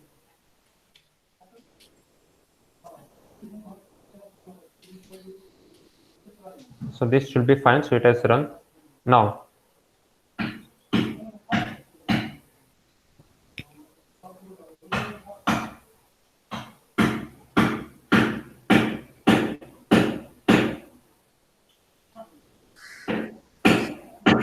So yeah, so this is the next section. So we are loading the data. So I'll explain what is being done here. So this is the image folder function here. It takes the path of the data set, the path at which the data set is present, and it outputs the contents of the folder. So this is then passed on to the data loader. So what is the data loader? So we train the network in batches. So we provide a batch of images to the network, and then we update the weights. So to provide the images in batches, we use what is called a data loader, and this function does that. It takes input as the data set, and the batch size, in this case it is 256. So it will, every time you iterate this data loader, it will output images, 256 images. And shuffle equal to true means it shuffles before sampling the images. And number of workers is a parameter. It is concerned with the hardware, so this is not a important parameter. And yeah, so this is loading the data set.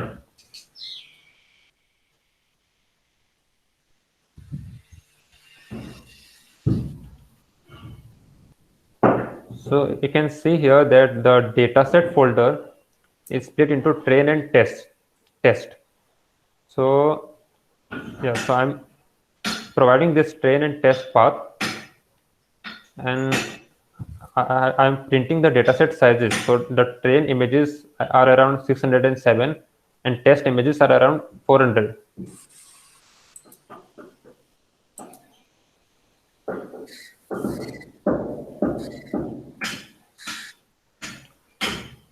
So moving next. So this is a section to plot one of the images. So it iterates the data loader and it plots the first image in that batch.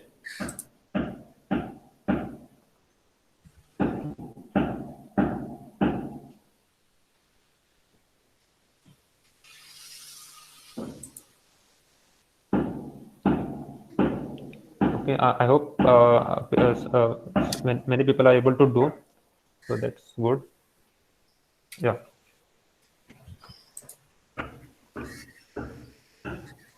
So this plots the image.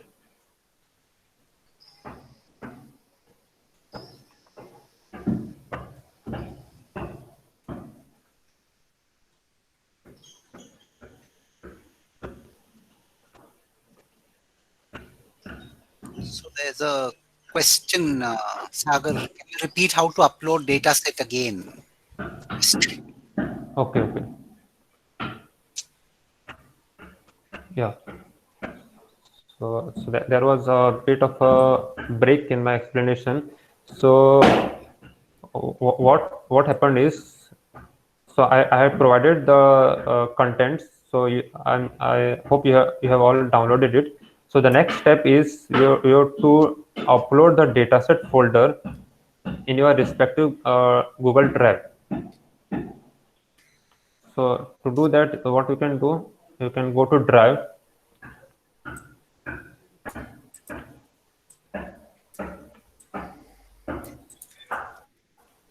And you need not upload all the contents, that is unnecessary.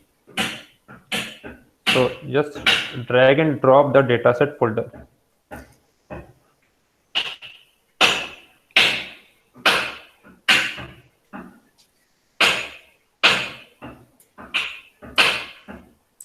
So you can see here that I'm uploading the dataset folder.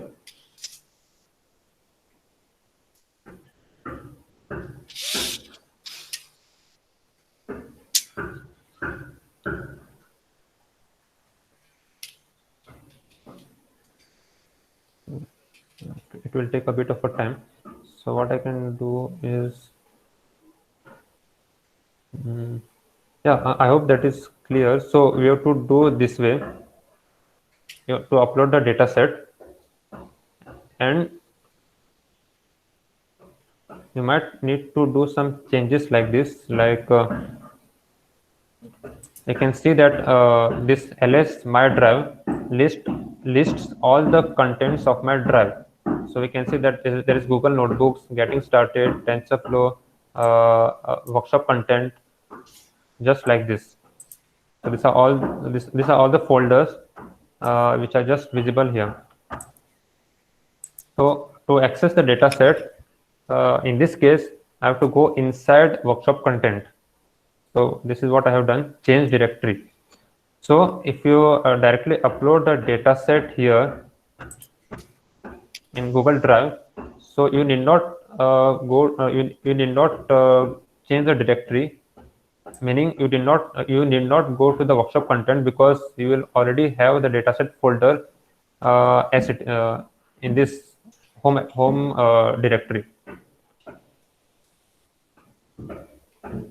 I hope this is clear.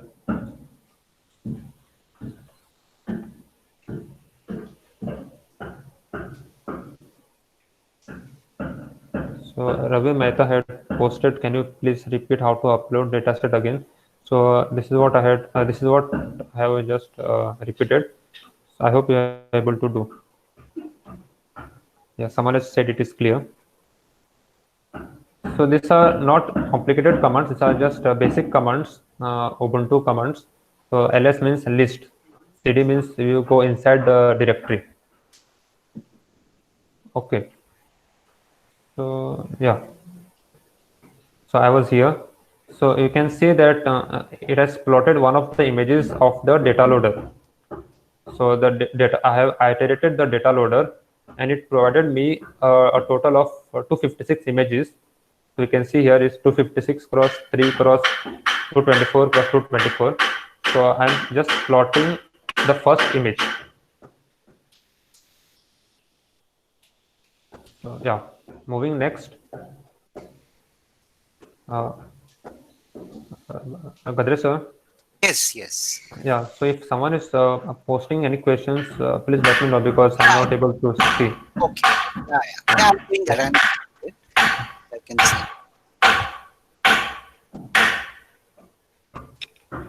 Is the background noise too much? No, it's okay. Go ahead. Don't worry about it. I mean, you can't help it, right? So you can just continue. Yeah. So if it is too much, then it's fine, right? I'm audible clearly. Yeah, you're clearly audible, so don't worry about it. Okay.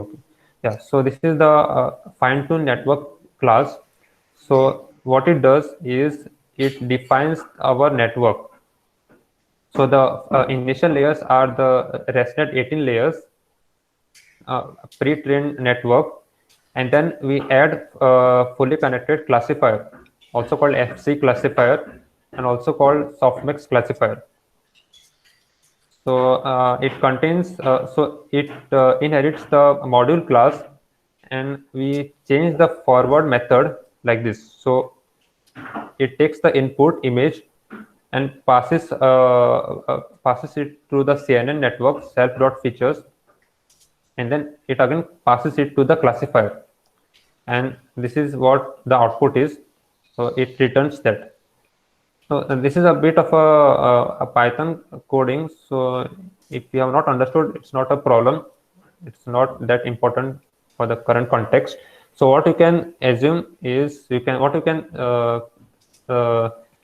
conclude here is it takes the input image and outputs the gives the output.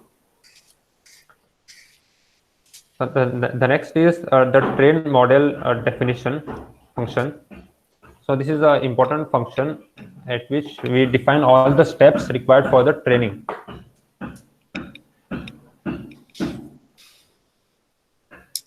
Okay, so we have the model with us, and we can set it in train mode and evaluation mode. So this is important step. When we do the training epoch, when we do the training iteration, we need to set it in train mode, and when we evaluate it on the test set, we need to set it to evaluation mode. Yeah, and yeah, before continuing, I forgot to mention this is a PyTorch based framework, deep learning framework. So in this session, we are using PyTorch framework, and there also exists other frameworks such as TensorFlow and Cafe and so on. So we have used PyTorch here. So this is the semantics of the PyTorch framework. So next is we set running loss and some variables to 0. So the loss is a quantifying parameter which is used to train our networks.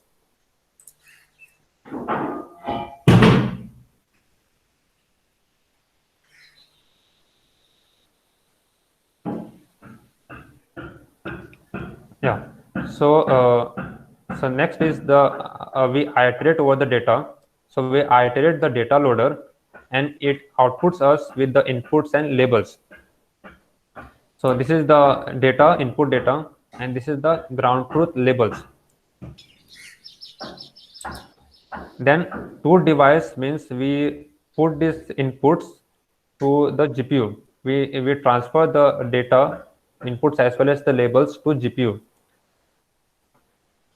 And optimizer.zero grade means it zeroes out all the gradients before we do the next step.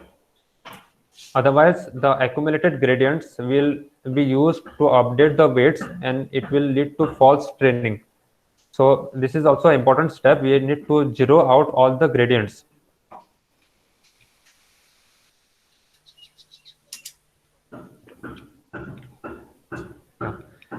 So the next step is we pass, having done all this, we pass the inputs to the model, and the model outputs us with the features as well as the outputs. And then so output is what here? In this case, output is of length 100, and it's a probability distribution. So we have total of 100 classes, and the output gives us the probability that the ear image belongs to a particular class. So if let's say if the third input is high, it means that it belongs to class 3. So this is what we do. We find at which location we have the maximum value, and this is our predicted label, and this is the criterion. So this evaluates the loss. So we compare the output and the ground truth labels, and this gives us a quantifying parameter which is called loss, which is used to update the weights and do the training.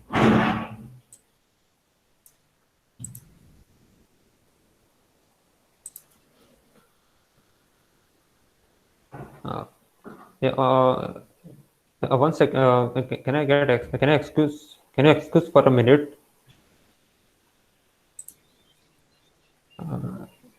Yeah, it's okay. You can go ahead and yeah. Let me see if I can do something about this noise. No, it's okay. Don't worry about it. Just continue the. You can excuse. They can keep working for a few minutes, and then you could. Don't worry about it. You can just go on.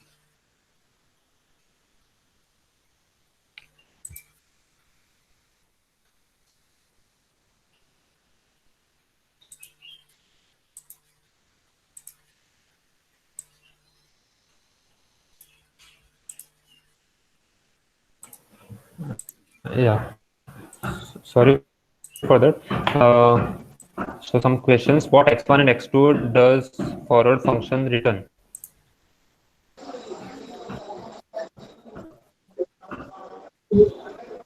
Yeah. So x1 is the CNN features, and x2 is the output of softmax classifier. So x2 is the probability distribution, and x1 is the features. So we are returning both, but for the training we use x2, which is the output probability distribution, and which is also the output of FC classifier.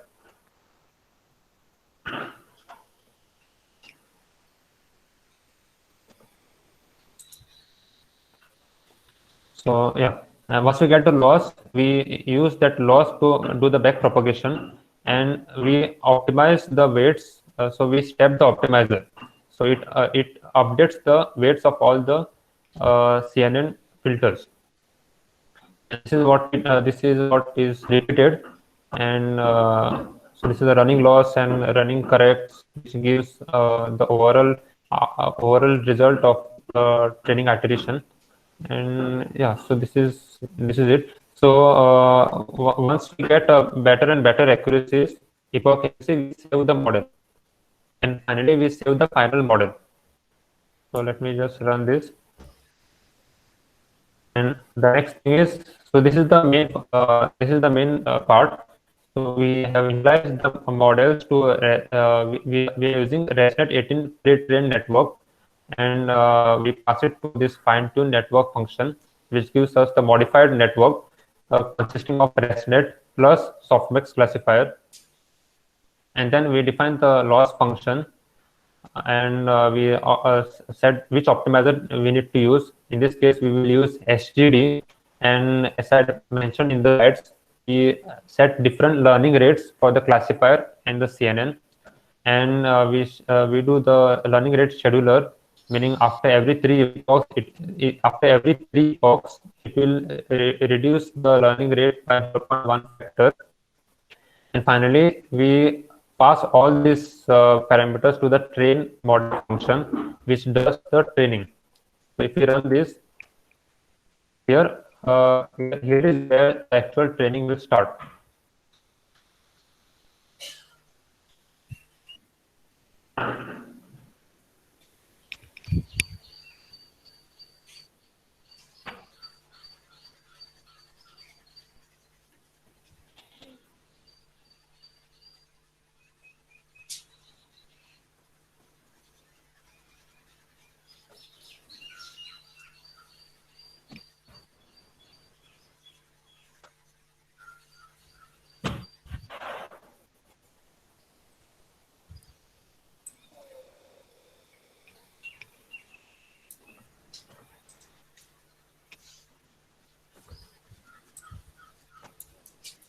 So the epoch 0 has started, the first epoch has started.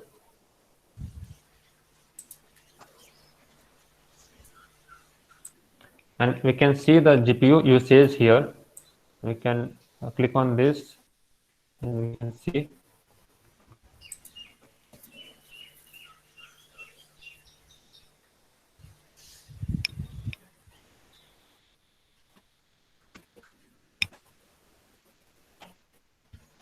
You can see that the GPU is being used. So the training has not started.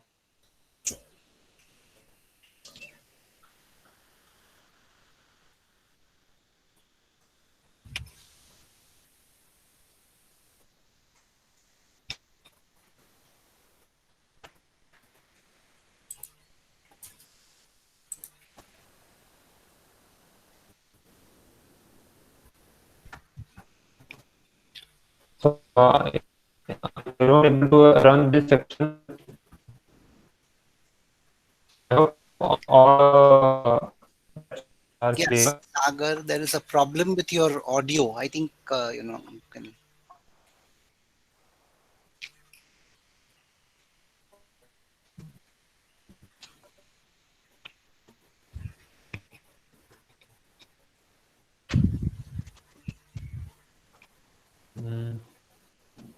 Yeah, it's better now. Okay.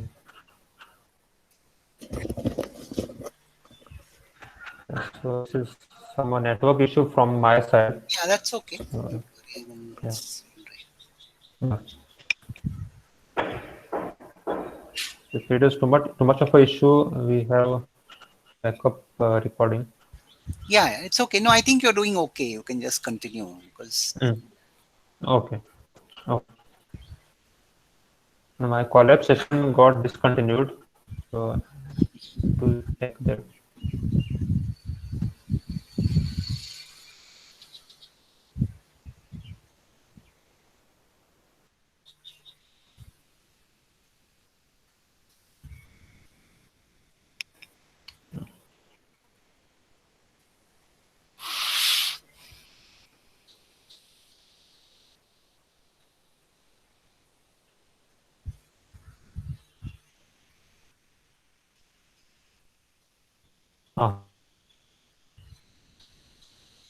The test is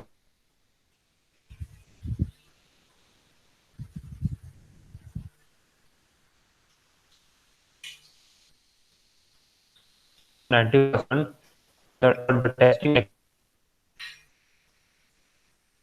what the problem I was mentioning.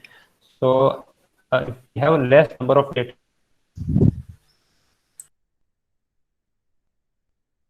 so it has overfitted the train data. So this is where the data augmentation comes into picture. So this is the data augmentation code. I have used IMG AUG augmenter, rotation and pixel level variations and cropping, flipping, noise addition, and then several others. So we need to run this code. So here some you might need to do some changes depending on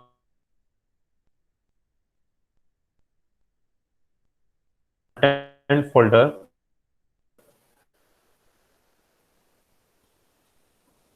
So inside the workshop content, I have a data set and then the train folder.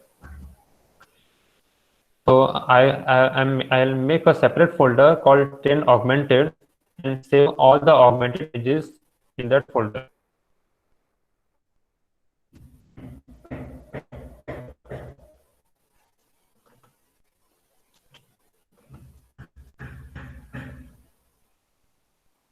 So you'll be able to see our train augmented folder here, in which you will have all the augmented images.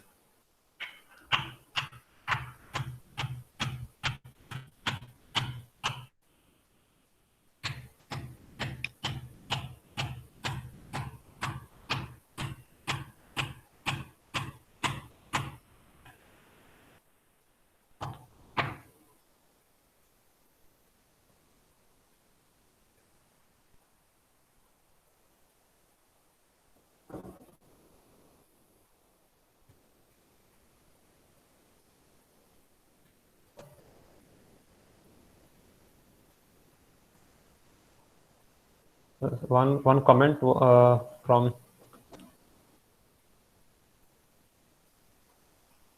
Manjula, that presentation is not visible. Yeah, I'm not making the present. I'm not presenting my slides now. So just doing the hands-on. So once it is complete, I'll start. I'll continue from my pending slides. And Raviji says it's visible, but some voice is breaking. Yeah, so that's a network issue. Sorry for that, but I hope I'm able to convey the information. So it's only once in a while. Yeah, now it's visible. So yeah, so I'm having some network issue. That's why it is so. So if you run this section, you will see that there is a train augmented folder here.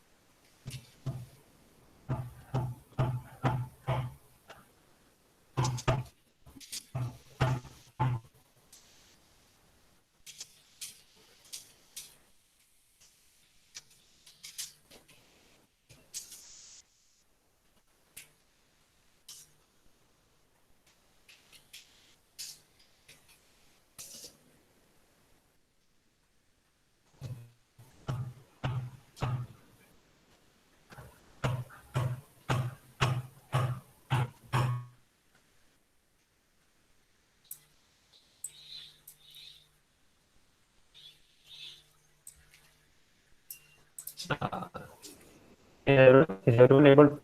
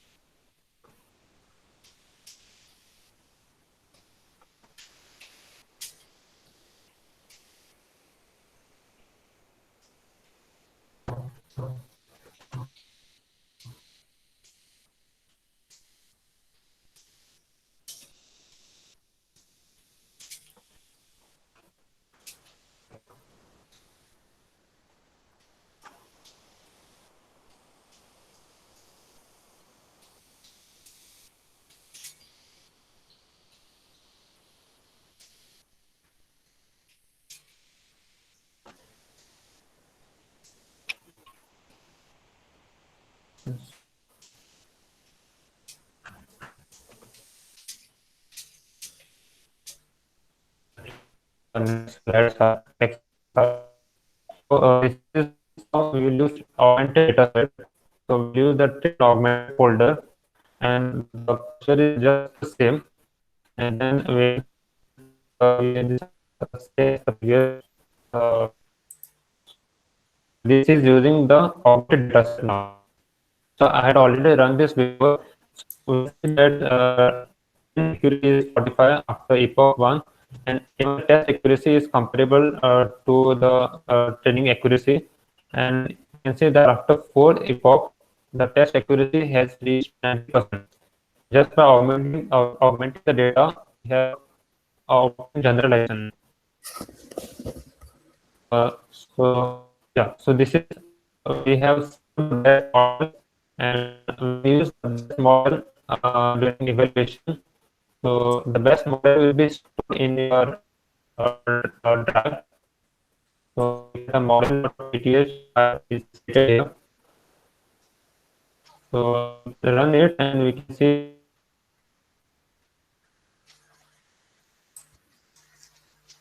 it is. So these are my I'm running before. I'm running it again.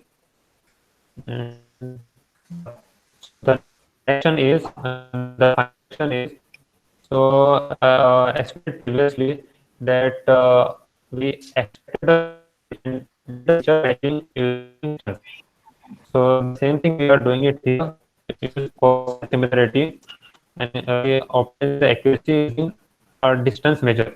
So we are not using softmax classifier here.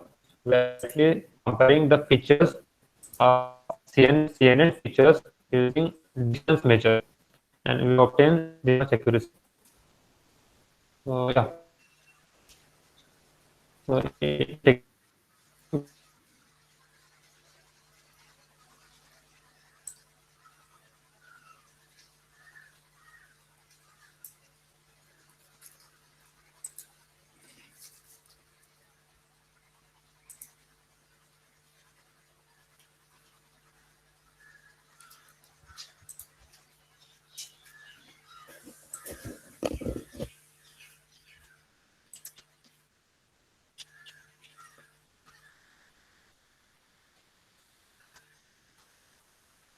and having the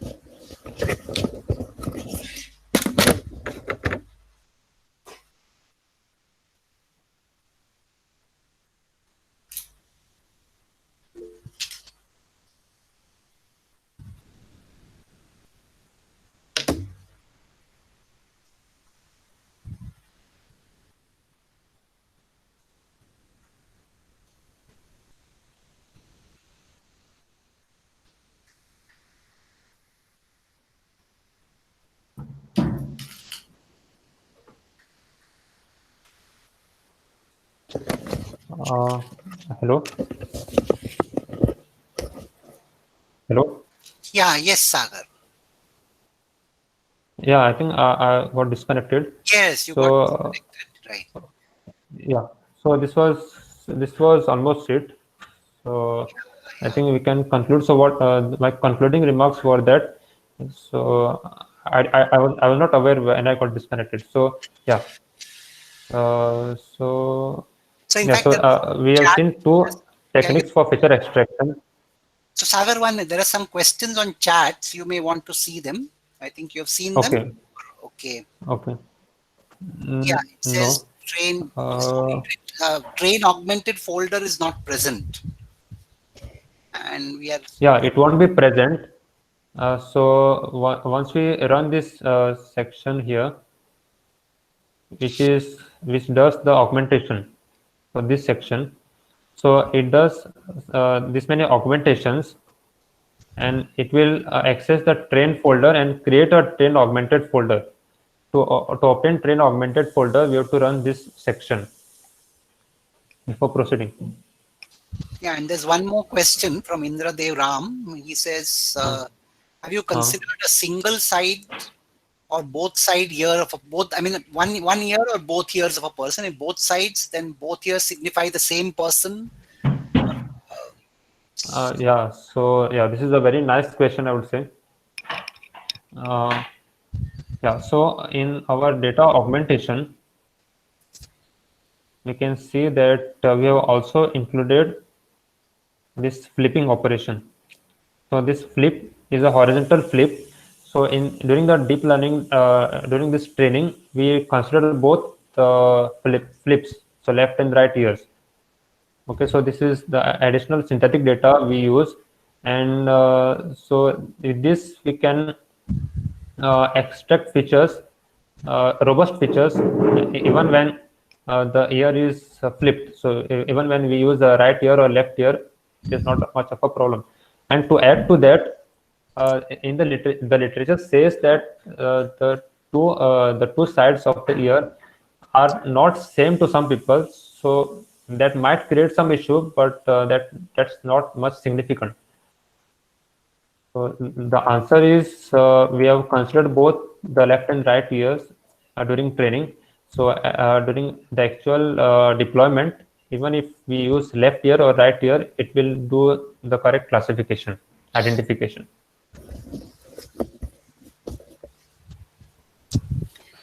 Okay, I think. So I think yes, Sagar, you could now kind of summarize, and now we could start winding up Yeah. this. Yeah. Mm. Yeah. So we have seen two techniques for feature extraction. So there is also one more part which is ear detection, which is also significant in the pipeline. So I was planning to show a demonstration which is based on YOLO algorithm, but I think there is some issue. I might not be able to show that. So this is based on YOLO algorithm. It was just a demonstration. So I think that I'll skip that for now. Okay. And yeah, so to summarize, One question. yeah. There's one question. Harshal Desai is asking, Oh. is this the final model that was proposed in the research paper for ear detection? I think maybe I'll also, so this is not the final model. This is, I mean, there are models are still evolving. I mean, this is just, yeah, you can, Sagar, what about, Yeah. the question is So the this final? is one of the model we opt. No. So final model in what sense is So yeah, so for this experiment, once so training is completed and we get a final model which is a trained model which can be used for the application. So the research paper means it depends. The data set varies, the application varies, and you can also propose additions. You can use additional center loss or arc loss, and there are also various techniques such as domain adaptation, which will help us to improve the accuracy further. So there is a lot of research happened in this direction. So this is just a basic introduction to train the model and how to load the data and use the framework to obtain for the experiment. So yeah. So there is a lot of scope for Gadre research. sir, if you would Yeah. like to add, you can. I was just saying that, in Yeah, fact, we are currently doing research on this, so it certainly is not a final model. There are many improvements possible, isn't it? I think that's the way we should look at it. Am I right, Sagar? There yeah, yeah. is a lot of scope for So improvement. you can even, yeah, you can, correct. So you can even do a fusion of handcrafted and learned features. So that is also one of the thing I explored in my work. And yeah, so there is a lot of work, and for challenging data sets, you need to do look out for these options and modifications to have better results. So this is a very plain, the one which I propose, the one which I showed here is a very plain approach for training the models. So Sagar, in his MTech dissertation, has actually explored even Ah, more advanced approaches, isn't it, Sagar? You can tell them briefly that. Acha, he is okay. Harshal is saying about the paper named the Unconstrained Ear Recognition Challenge 2019. Is this a final model in that? yeah.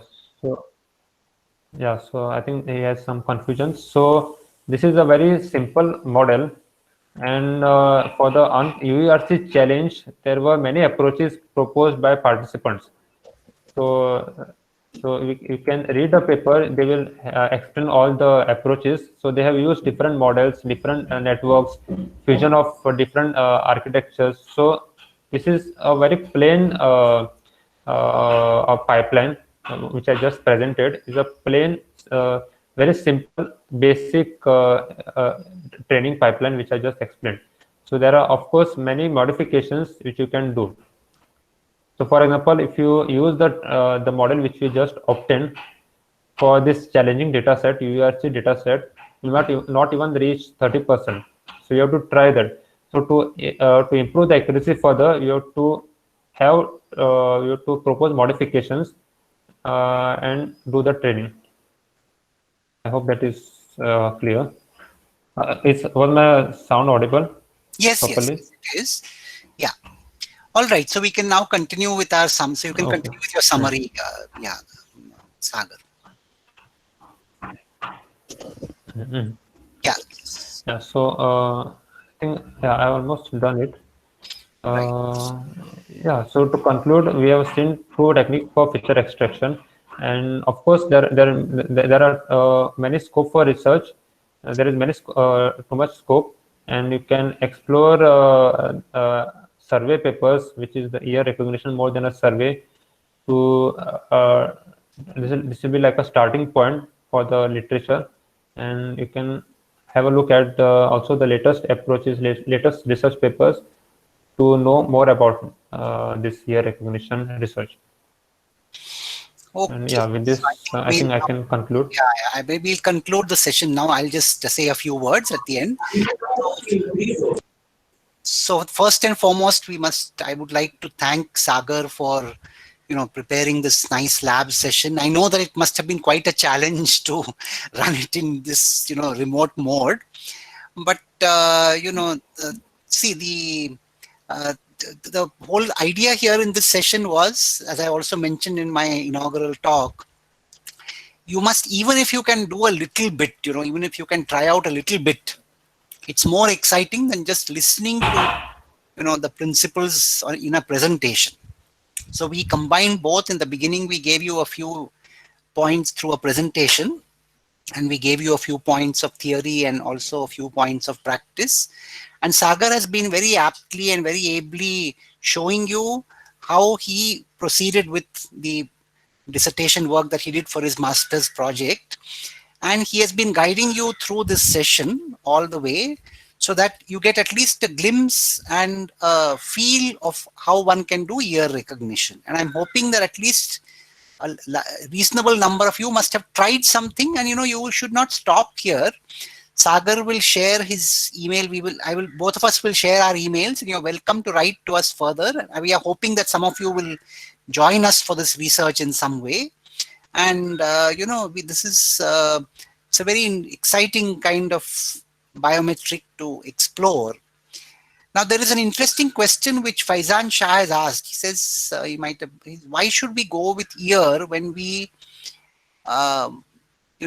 already have simpler recognition methods as mentioned. Now, when you say simpler, see, fingerprint, he's saying fingerprint, iris are simpler. Iris is definitely not simpler. Iris, in fact, requires a very cooperative user, and, it requires a very highly sophisticated capture device. So iris is definitely not simpler. Fingerprint as a touch-based system is simpler, but then it requires cooperation. And in these COVID times, in fact, the whole idea of thinking about the ear as a biometric is that in these COVID times, we are moving towards touchless solutions. So then, it's standards. So Faizan says, why not say So standards evolve. I mean, now in these COVID times, we have to think of touchless solutions. So in the research domain, we are always looking at things that go beyond the standards, so standards evolve from research, isn't it? So fingerprints, yes, fingerprints standards have now well been established, and there are even palm prints, I think to some extent, are standardized. But the ear is still not standardized, and this is a research. So, the whole idea is that the research domain should be ahead of the standards. And that's what the aim in this work is, right? So go beyond what the standards limit one to.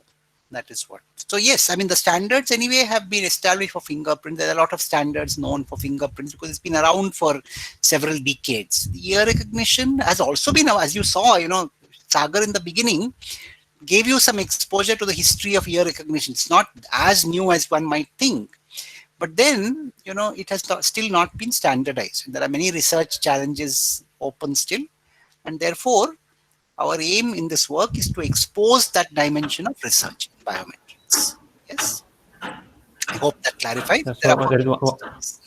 Yeah, there is one more question. What changes you might have to do if you want to run this?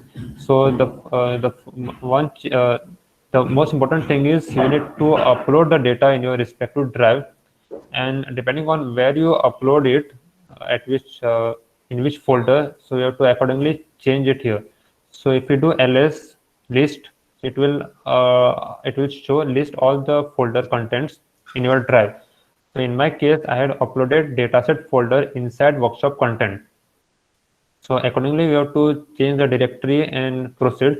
And you might also need to change these paths. Like if you are directly inside the dataset folder, you can just remove this. So that's depending on what you have to change the paths. So the main change is the path you have to change depending on your system. And one more change is that you have to select runtime and select GPU. This is one more thing. And rest, I think, is all correct, all same. There are no more changes, I feel. So Harish Gavel is asking, can you share the updated one? So perhaps we can do that, on chat, or we could, yeah, so I can do it now itself. Yeah. So in the workshop content, well, let me post the. Yeah, post the. Right. So while Sagar posts that, let me make a few concluding remarks. So as I said, this has been, in fact, Sagar has taken a lot of efforts to put this session together. It's a great challenge putting such a session together in this remote mode and, online laboratory mode. But this challenge, taking up this challenge has also educated all of us how to do such a session in a workshop. I know that many of you must have faced challenges in running programs at your end, but we are hoping that if you've made an effort, then you will be able to proceed. Perhaps those of you who are interested might actually be able to continue with this problem, or might join us for research in this problem. Yes. And most importantly, this gives you, the fact that ears can be used as a biometric is not as well known as, say, fingerprints or iris. So the aim in this session was to expose you to this dimension of biometrics and to give you some feel of how one can deal with it. So Sagar has done much more in his master's dissertation. So is that right, Sagar? There are many more advanced techniques that have been used in your master's dissertation. Yeah, so there are many advancements which I briefly mentioned about domain adaptation and different loss functions and so on. Right. We can definitely improve this performance further. This was a very plain model, just to give the introduction. Just to give a feel of it and to start one off. So this was meant to give you, to give an entry into the subject. And then Sagar has done a lot of work for his master's dissertation, and there's a lot of scope to do a PhD also on this. So now, we hope that this session at least sort of kindle an interest in ear recognition and put you on the path of proceeding towards the direction of implementing an ear recognition system. And with that, then I think it's almost time now. We need to bring an end to this session. And I would then thank all of you for staying on. I know it must have been a long session. It must have required patience. Now, of course, there's one question from Amrit Verma. We'll take any questions if there are. Amrit Verma is asking one question: why you have used PyTorch for implementation over TensorFlow or any other? That I think, Sagar, would you like to comment why you preferred PyTorch? So it's like you have different options available. So you can choose one of them based on your familiarity of the tools. So I use PyTorch more. So I use the same for this demonstration. So there's no definite reason for choosing PyTorch over TensorFlow. You can anytime use TensorFlow for this work also. The syntax will just change. That's the only difference. Very good. So in fact, let me also thank, Ravi Mehta has said to the informative and interesting session, and Amrit Verma also has appreciated. Thank you so much, Amrit and Ravi. Yes. So, now I think it's time, because I think it's almost 1 o'clock now. So we need to bring an end to this session. You have other sessions coming up later. So let me thank all of you, and thank you for staying on. I can see many people have stayed on in the session. It was challenging to conduct it, and we hope that you will carry forth some of this work. Yes, thank you, Momita. Also, thank you so much. Yes. So now I hand over to Dr. Kaushalendra to say concluding words. Yeah. Thank you, sir. And really, it's very nice talk. Even while Sagar, a special thanks to Sagar. Yes. He's a very good, bright future, and we hope he will do very well in the future. Thanks, sir, for your 3-hour very long session. But everyone connected with us, and all those who are even faculties who are doing work. I know many participants, those who are still, and they are faculty and they are performing with Sagar. So thank you very much, sir. Thank you, Sagar. So thank you to all of you, Harshal, Zina, and Jula, and Momita, and Harish Gavil. Thank you so much for your compliments. Yeah, I think we need to conclude now. It's almost 12:58, isn't it? 12:59. So, Hello. Yeah. Thank you. Thank you, Chandrasekhar Azad ji, and thank you, everyone. Omkar. Yes. Okay. Thank you, Rahul. Yeah. So now let's conclude the session now. Before concluding, I want to convey only one information to my participants. The idea behind this session was coming from Gadre sir itself. It's not my own idea. No, but you see, I mean, it's Kaushalendra has taken it to fruition. So we should compliment Kaushalendra for including such a session in his workshop. And it's a challenge to do it, but I think all of us together, including the participants, have made this session very successful. Yeah. Very good. Yeah. Nice. Unique experience. Thank you, sir. Okay, so we'll conclude. I think they have some other session coming up now, no? Yeah. So, okay, fine. Thank you. We'll leave the call. Yeah. Thank you, Sagar.